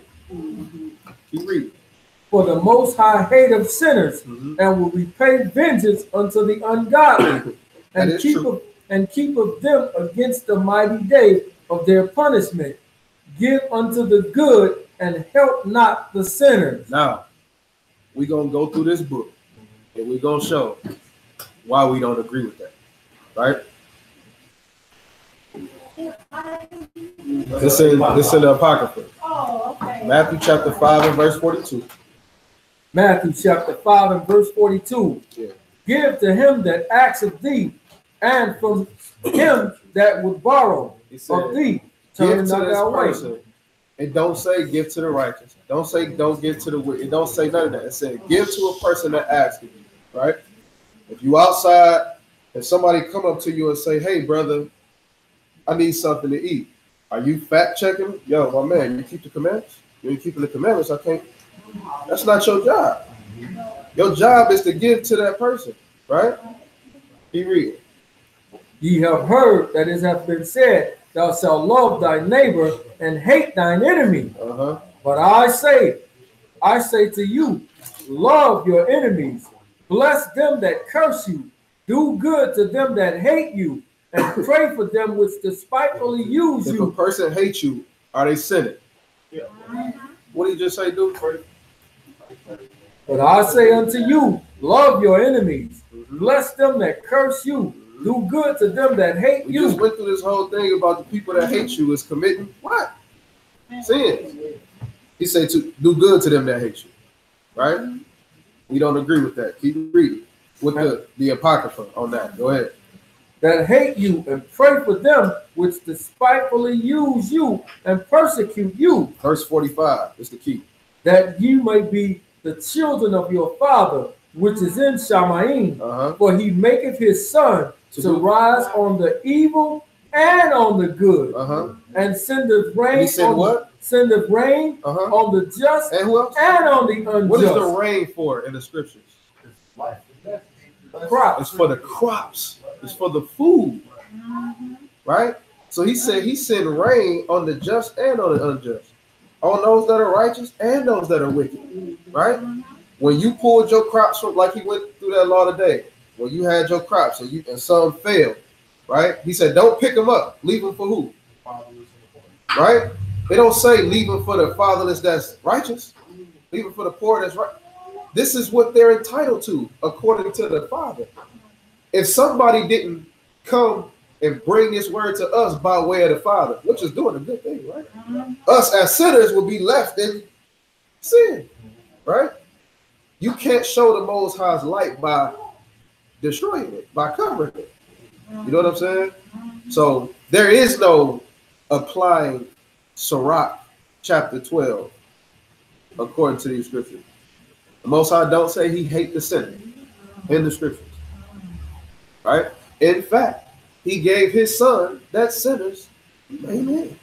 Exactly. So whether you say this is just talking about Israel or it's talking about Israel and the Gentiles, he said, for Yah so love, not hate. Mashiach died to bring who to repentance? Sinners. Sinners. Right? He called all men to repentance. So you don't have pleasure in nobody that died. That's the reason chapter 66. Stuff like that. Stuff exactly like that, bro. So when you look at where, he said he hate Esau. He didn't say nothing about he hate Esau because he sinned. His hate for Esau came well before that, right? Before he even committed a sin.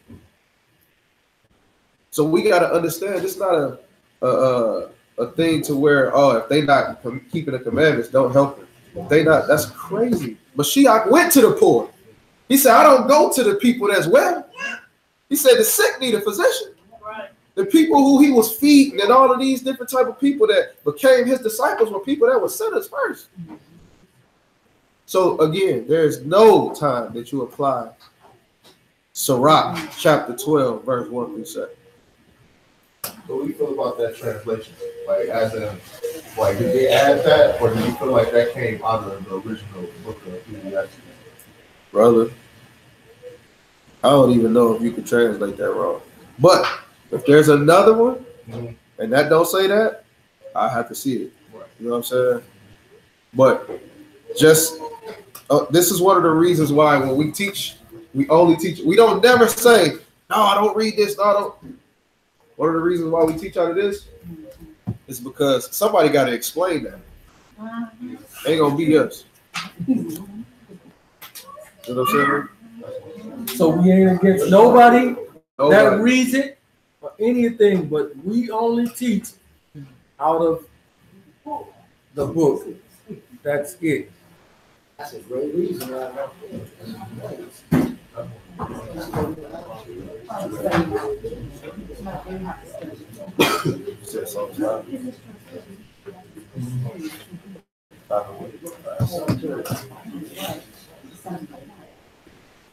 One moment.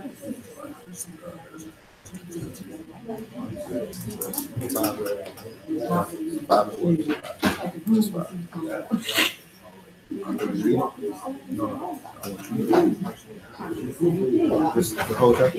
No, just that line.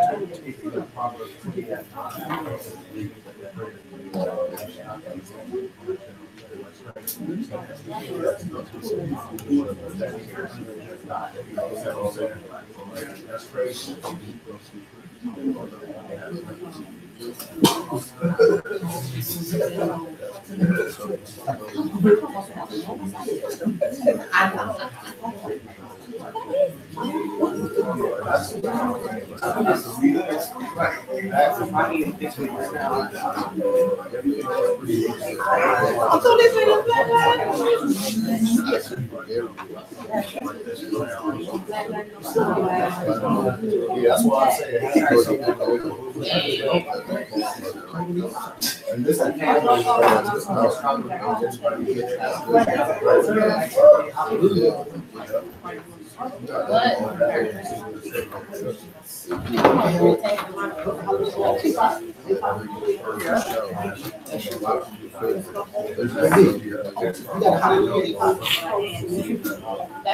They have one. I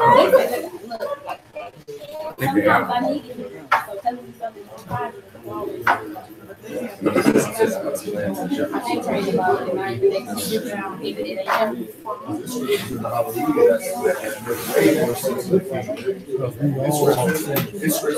It's scriptures in the New Living Translation that sound better than the King James sometimes. True. Yep, I like the New King sometimes. Said, should we do away with reading the Apocrypha in our studies? Some of the books that they give. No, we don't teach from the Apocrypha. But it's not against you if you read it. We just don't teach it. I think so. If you have to go on their website. I think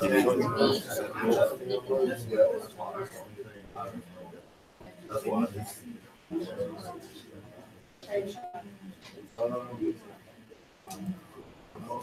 There's just some discrepancies in there.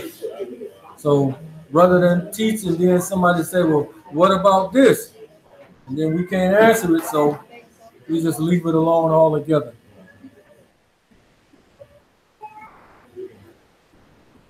That's what it is.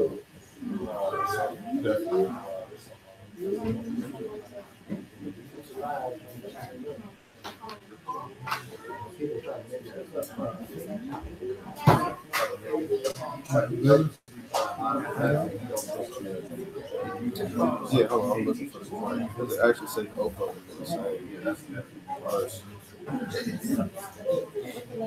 One second, there's one question that still has to be addressed.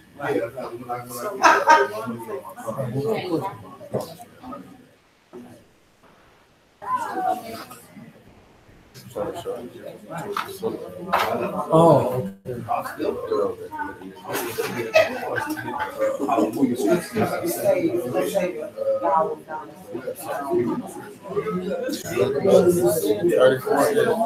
All right. There was a joint that said over in there. You know what I'm saying?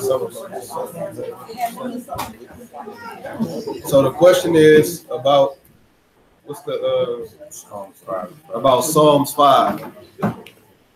So if you look at our lesson on sin, transgression, and iniquity, you know there's a difference between somebody that commits a quote unquote sin or to miss the mark, and a person that transgresses the law, and somebody that commits iniquity, right? So this is what, go to Exodus 34 and verse 7.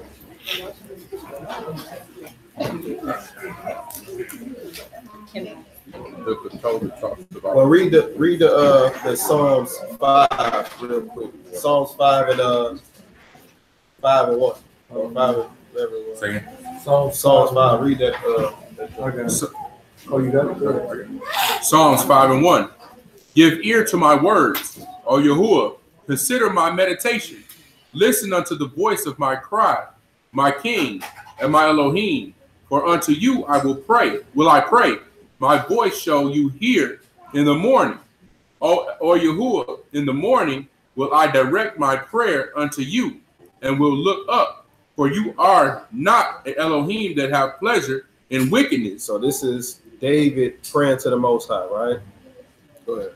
Neither shall evil dwell with you. The foolish shall not stand in your sight. You hate all the workers of iniquity. You say you do what? You hate all the workers of iniquity. So is there a difference between a sinner and a worker of iniquity? Yes. Absolutely. Can you be a person that work iniquity and not be a sinner? No. But can you be a sinner and not a worker of iniquity? Yes. Let's see the difference. Exodus 34. What? Somebody just say, wow, my last Sabbath watching, rejecting the Apocrypha. Wow. Listen to this closely, Sheila. Read the Apocrypha if you want to. We do not teach from the Apocrypha. Teach. We do not teach from the Apocrypha. There's some good stuff in the Apocrypha. Read the Apocrypha if you want to. If there's anything in the Apocrypha that does not line up with the Torah, is the reason why we do not teach from the Apocrypha. If you don't want to watch someone, that's up to you. But that's the reason. Let's just be clear. Go ahead. So, back to regularly scheduled program. If so he says, in the end, they're going to come to him and say, Master, Master, have not we cast out devils in your name? Have not we done it? And he said, away from me, I never knew you. You what? This would show that he hates them people. They don't make it into the kingdom. Right? Exodus 34:7. This is showing the difference. And then go back to Matthew chapter 5 and verse 17. 34:7. 34:7. Exodus chapter 34, verse 7. Verse 6. Verse 6. And Yahuwah passed by before him and proclaimed, Yahuwah, Yahuwah Elohim, merciful and gracious, long-suffering, and abundant in goodness and truth, keeping mercy for thousands, forgiving iniquity. Forgiving what? Iniquity. And transgression. And sin. That will by no means clear the guilty. So he said he forgives iniquity, transgression, and sin. But the people that will not make it into the kingdom are the workers of iniquity. Go back to Matthew 5 and 17.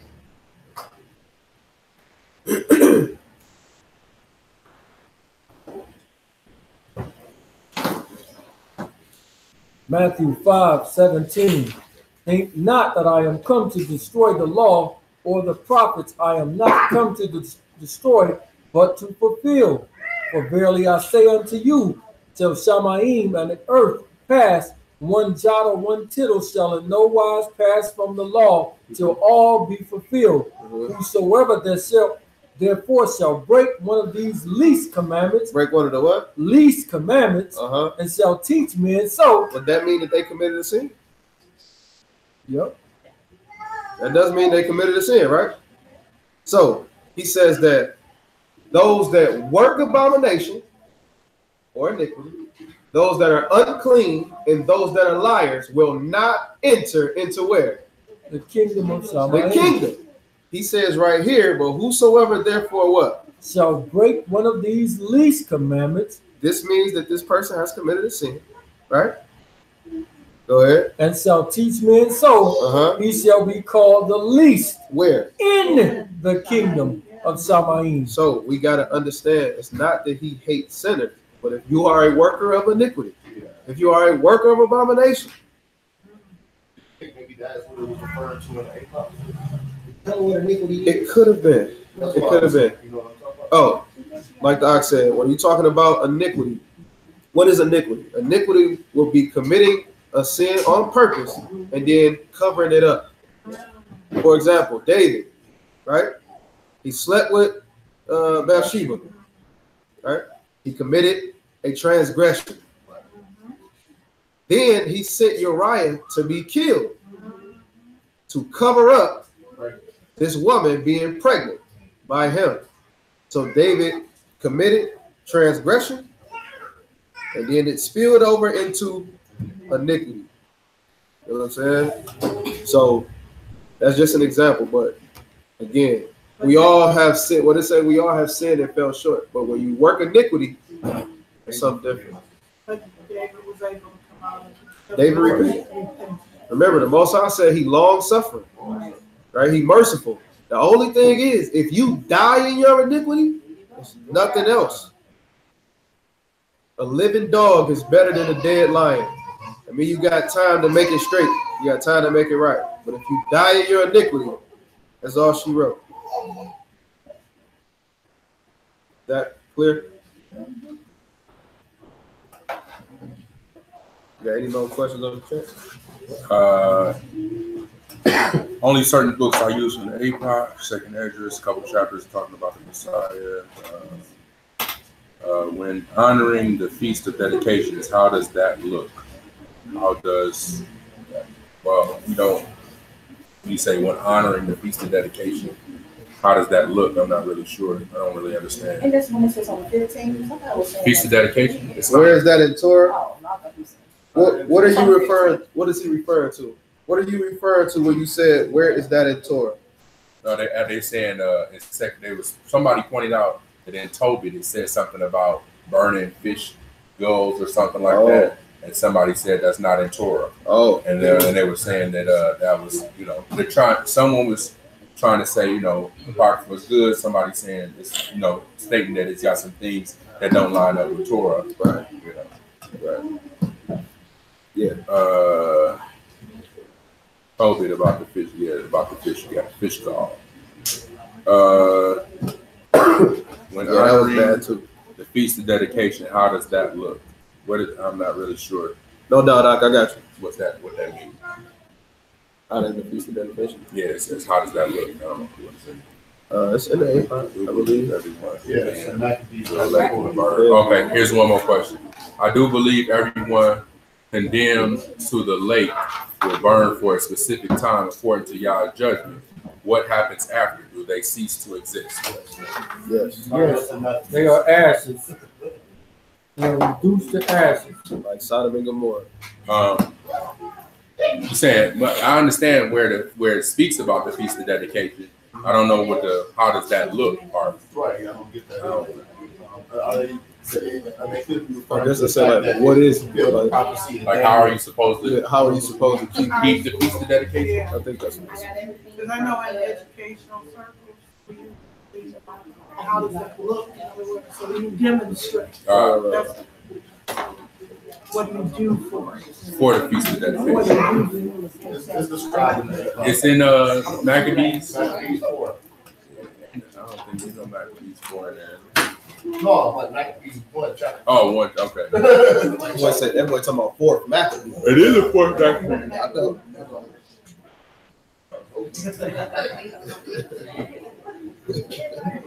Put you on black, right? For Maccabees here, dog. It's not a part of Leviticus 23, so we don't sweat it. Yeah, we don't necessarily. It's not. It's more so of a tradition. When they rededicated the temple a couple different times. So like my ox say, the feast days that are mandated by the Most High, Leviticus 23, those are the ones that we uphold. The ones that are like the feast of dedication, Purim, and these other like man instituted feast days, we don't really uphold. Not that we frown upon, but we don't uphold because it's not in the law stated that these are mandated by Yah. Not Yahuwah's appointed feast. Exactly. It's not his appointed time. It's men's appointed time. They just like the way Yahuwah Maccabees did what he did. You know what I'm saying? I mean, it's definitely something to celebrate that we dedicated the temple. Okay. What do you say? Fair. That's fair. No more questions in here? Is it a meal, worship, how many days? 8. Okay. 8 days? Without the Apocrypha, how do you that dedication? I think that's what they're asking. Without the 8? Yeah, how do you know about the Feast of Dedication? You know, that was the connection. It was the Greek captivity. So that's where it's at. Yeah, it's written in Maccabees. The Feast of Dedication is about rededicating the temple. It wasn't the first time that they rededicated the temple. It happened when they went back, when they rebuilt the temple. Yeah, it came out of Babylon. Yeah, they rebuilt the temple, and then with the Greeks, that's when they tried to destroy the temple and they rededicated and they rebuilt the altar. Yeah, and there was no feast that was mandated when they came out of Babylon and rebuilt the temple and put all the things back in there, you know. Okay. And you explained the use of 7 bread. 2 weeks ago, I said on YouTube, because I was watching on YouTube, and I asked a question after a wonderful lesson, but something kept coming in my mind from scripture. Someone was teaching about how our names are written in the book from before we were born. That was straight, but then I need to know how to apply in relation to that. The scripture we talked that where David said, I was born in sin and shaped in iniquity. Yeah. So what did he mean by that? Psalms.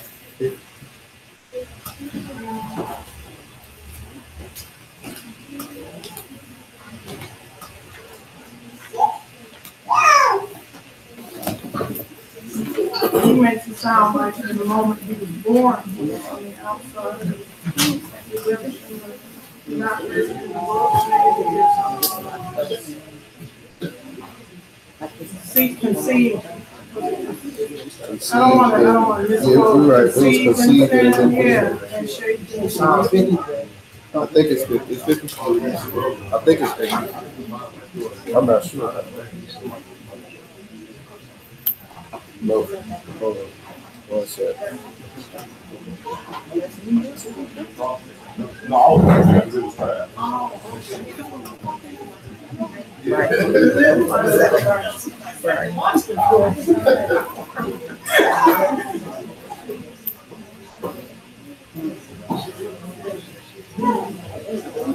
Ain't 50. It's true, though. I was conceived in sin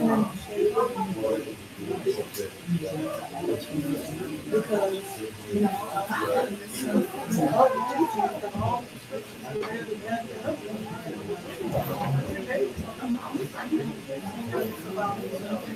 51.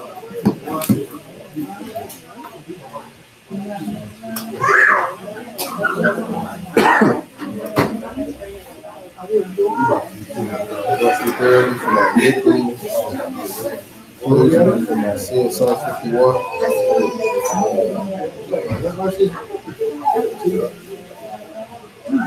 Psalm 51. Psalm 51 says, against you, all they have not sinned, and done this evil. So he's talking about when he did it. You may be justified in your shaken in iniquity, and sin did not let it deceive you.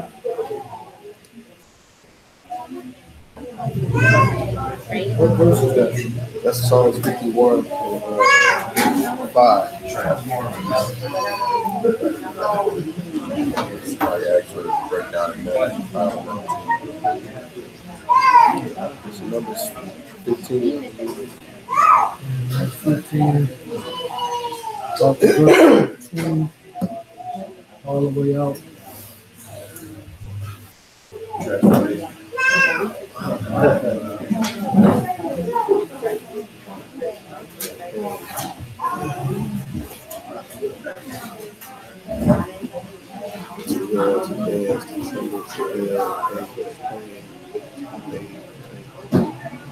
think this is actually talking about him being born. Like coming out of the womb.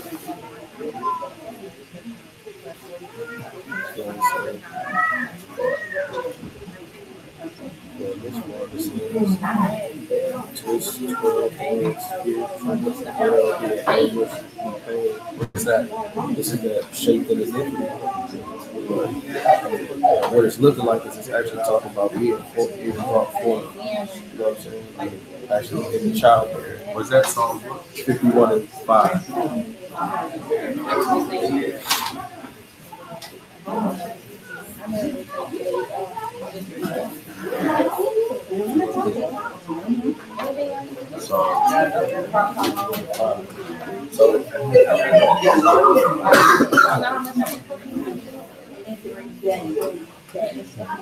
What you got the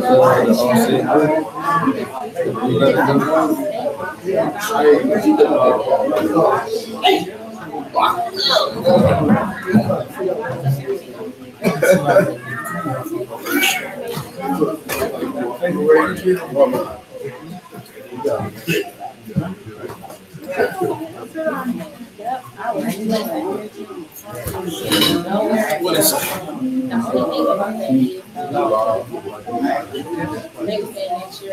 Wow. I got that. To be made right, to be made prepared, to be brought forth. That's talking about actually bringing forth the child.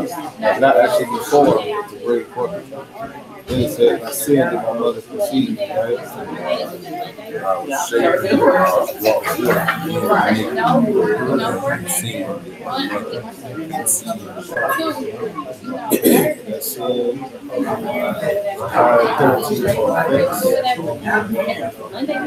Well, this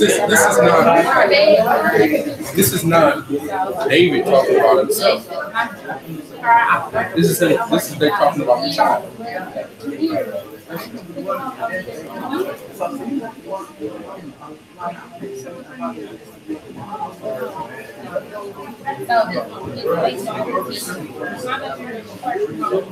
thought that at first, but then when it said he actually was conceived in Nathan the prophet came unto them after he had gone into that.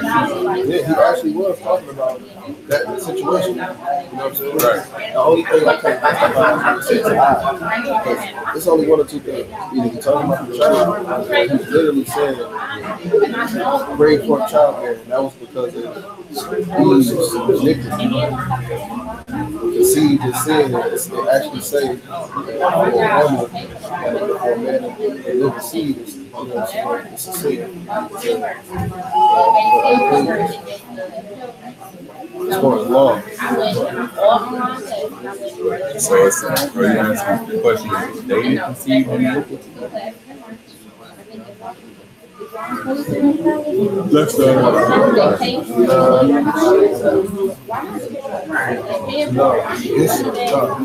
I believe he's talking about the child.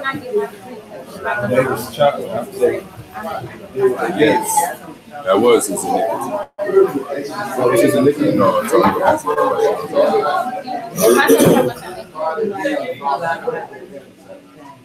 That's the only thing I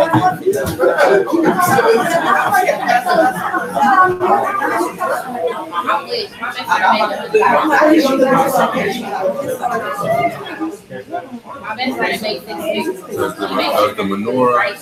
We can address the chat. Okay. Give us 2 seconds. So the question was, for the clarification, does the menorah represent the sevenfold Isaiah 11:1 through 3, or the 7 holy days? It doesn't represent.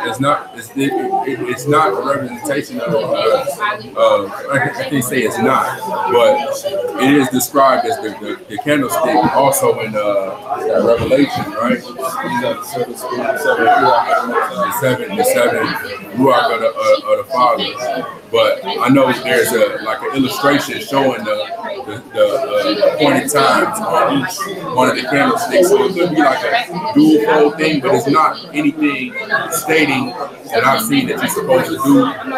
Like light one of the candles for a specific day. No, the candlestick was lit on the Shabbat and on the feast days. So all of them was lit. So I can't say that necessarily represent each specific appointed time, but more so the 7 Ruachs of the Most High. This is for somebody on the chat. Can y'all quiet down for us? Hold it down. So I was saying that it's more so representing than the 7 appointed times. That it's more so representing the 7 Ruach of the Father. And the breakdown to Matthew 5:19. 5:19. It's Numbers chapter 15, verse 20. 18.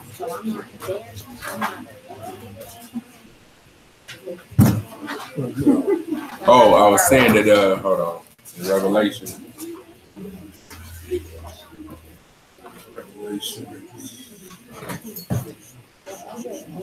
1 second. Numbers 15 and verse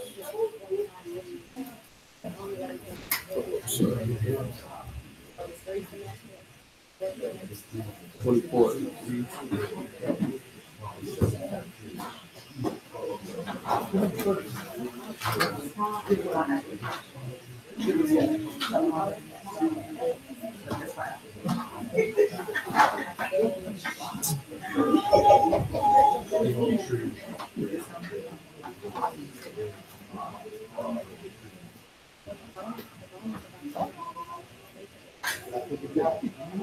About the shaking and liquor? Yeah, we'll address it once we finish this, trying to get off this chat. I was just mentioning, only thing I said about Revelation, I just mentioned is the 7 candlesticks mentioned in Revelation 1.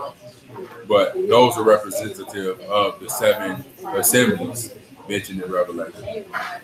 But the menorah was in the temple and it was lit on a regular basis. Read that Matthew 5:19. Matthew. So more so than, like I said, I did see the illustration showing like each feast day for each candle, but I don't necessarily, I didn't see any anything in scripture to uphold that that's what it was for. Like one of them was lit on a certain day or something like that.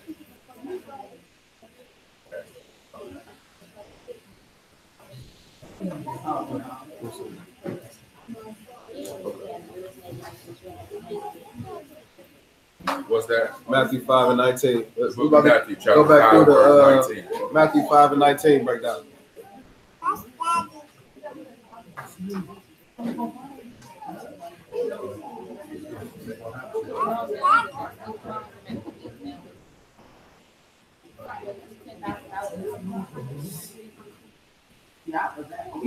Hi.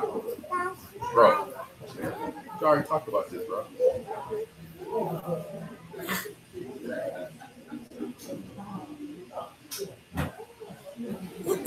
Matthew 5:19.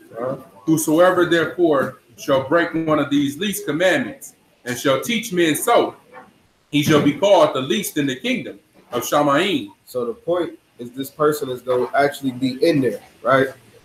So we got to figure out if he's breaking the commandments on purpose or intentionally or not. That's the thing. So we got to go back to the law for that. Numbers 15. Oh, if you read that out, though. Okay. You got to make that distinction. Go ahead. And whosoever shall break one of these least commandments shall teach men so, he shall be called the least in the kingdom of Shamaim. This is one group, one category right here. Read. But whosoever shall teach them, the same shall be called great in the kingdom of Shamaim. For I say unto you that except your righteousness shall exceed the righteousness of the scribes and Pharisees, you shall in no case enter into the kingdom of Shamaim. The Pharisees knew the law. They were sticklers for the law. And so theirs wouldn't be on mistake, right? But look at the Numbers 15, Joy. Numbers 15 and verse 20. You shall offer up a cake. Verse 22. Verse 22. And if you have erred and not observed all these commandments which Yahuwah have spoken unto Moses, even all Yahuwah have commanded you by the hand of Moses, from the day that Yahuwah commanded Moses, and henceforth among your generations, then it shall be, if any be committed by ignorance. By what now? By ignorance. So if you ignorantly committing sin and teaching men so, read. Without the knowledge of the congregation, that all the congregation shall offer one young bullock. They'll offer what? One young bullock for a burnt offering, for a sweet savor unto Yahuwah, with his meat offering and his drink offering. Verse 25. Verse 25. And the Kohen shall make an atonement for all the congregation of the children of Israel, and it shall be forgiven them. It shall be what? Forgiven them. Drop down to verse 30. Verse 30. Matter of fact, verse 28. Verse 28. 27. And verse 27. And if any soul sin through ignorance, then he shall bring a she-goat of the first year for a sin offering, and the Kohen shall make an atonement for the soul of the sin of the soul that sinneth ignorantly, when he sinned by ignorance there before Yahuwah, to make an atonement for him, and it shall be forgiven him. You shall have one law for him that sins through ignorance, both for him that is born among the children of Israel, and for the stranger that sojourn among them. So if this person sinned by ignorance, right? They don't know it. They erred from the truth because they don't know that they're breaking the law. It's going to be forgiven them by that sacrifice. Verse 30. Verse 30. But the soul that does anything presumptuously. What is presumptuous? The word presumptuous is talking about doing something intentionally, on purpose, right? There's a difference between missing a mark and committing a transgression, right? If you do it presumptuously, on purpose, go ahead. Whether he be born in the land or a stranger, the same reproaches Yahuwah, and that soul shall be cut off from amongst his people. So it's two different things, two different types of sinners that he's talking about. You know what I'm saying? Somebody that do it on mistake, don't know no better. If they died and they didn't know no better, he said they'll be called least in the kingdom. But if they know, like the Pharisees knew, and break the commandments anyway, then they're not going to make it at all. And you had that middle group that it says, well, whosoever shall do this and keep them, he shall be great in the kingdom. Exactly. So you had the three different groups. Ignorance, the ones that did it and taught it, and then the Pharisees who knew it and didn't do it. And taught against it, for real. So the law explained everything. So all y'all for that. Go ahead. Is it wrong for me to celebrate a kid getting kicked out of school because she been messing with my kid and they never? It's wrong to celebrate. I mean, I am happy. I'm happy she's gone. And I don't know if that's wrong to be happy about that. All that. 1 second. 1 second. Let us answer a question. Go to that, back to that Psalms 51. That shaping in iniquity. So that word shaping, if you look at it in English, it'll give you that being shaped, right? Like how that other one was saying that the embryo was being formed and the arms and all that. But it's two different Hebrew words there from the other one. So that shape in iniquity is saying bringing forth, actually childbearing, right? So if you look at the context of what the Psalms 51 is talking about, it's talking about, well, read that header over there. The header says, to the chief musician, a psalm of David, when Nathan the prophet came unto him after he had gone into Bathsheba. Right? You about to read out of Hallelujah? I was trying to see if it's any different, because it looks like that this is speaking of the child. And it looks like this is speaking of the child, though it is saying I do understand that. But it looks like it's speaking of the child. I was brought forth in wickedness and a sin, and in sin my mother conceived me. See, you have desired truth in the inward parts, and hidden you make your misery known. Cleanse me with his side and I wash me.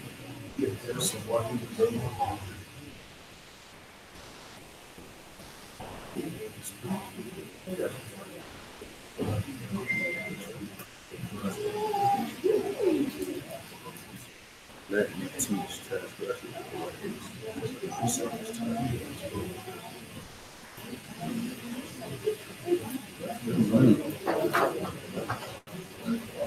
So look at this two ways. One, it's not talking about actually being formed like in the other, right? But the shaping is talking about being brought forth, right? So if this is David, there's no history on how David. I don't believe it is saying that David's mother was. You know what I'm saying? But when it says in childbearing, because that's what it's talking about, in childbearing, right? So in childbearing, that was the punishment for Eve. Childbearing, because of their iniquity. They committed sin, they hid it. That was their wickedness, right? And he says, and I was conceived in sin. So when a man lets out his seed of copulation and goes into the woman, they are unclean. Then they have to give a sin offering. You know what I'm saying? Which means to miss the mark. So if it's not talking about the child, the only thing that else that it could be talking about It's the actual act itself, which I really believe is talking about the child. Yeah, so that's where my question was, that he's saying himself that even before he was born, he was a sinner. That's the way it has been explained before that. I mean, regardless of what it is. In fact, that he was a sinner already. I was born being a sinner. It's the way it kind of sounded like it's. Maybe it needs more time of examination. Yeah, I wanna Yeah, really, I mean, really I'm go into cool this. with that. Yeah, because that was one that I had online. Or are there any other? One thing I would think to, if I take time to study out myself, is are there any other references by people saying that they were sinners? Because I know. Because I was wondering what was wrong with the Catholic Church. They've been thinking the babies are born sinners, and if they don't get them and sprinkle them with some water, they're going to hell. I'm like, well, I don't think so, but scripture for that kind of thing. So people say that babies are innocent, and other people say if they don't get confirmed, whatever they'll be.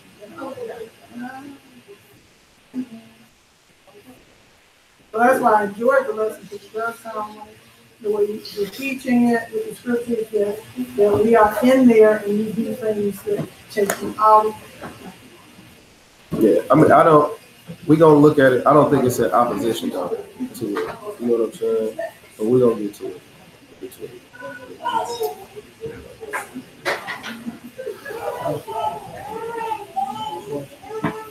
We got nothing else on the chat?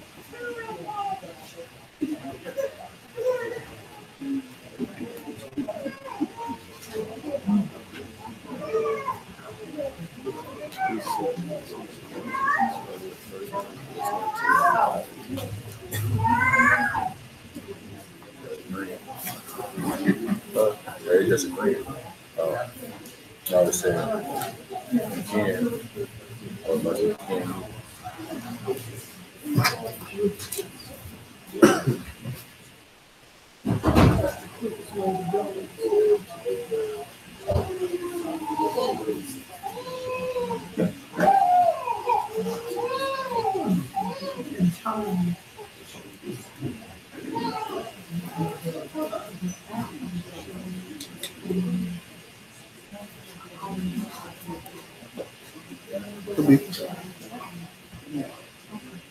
All right, let's pray out, y'all.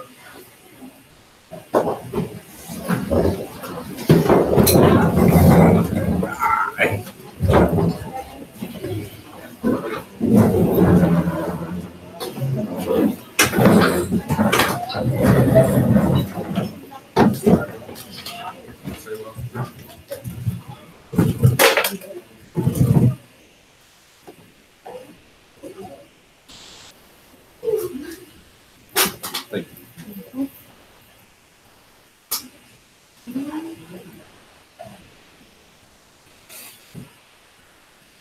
Father God, we thank you for your word that went forth today.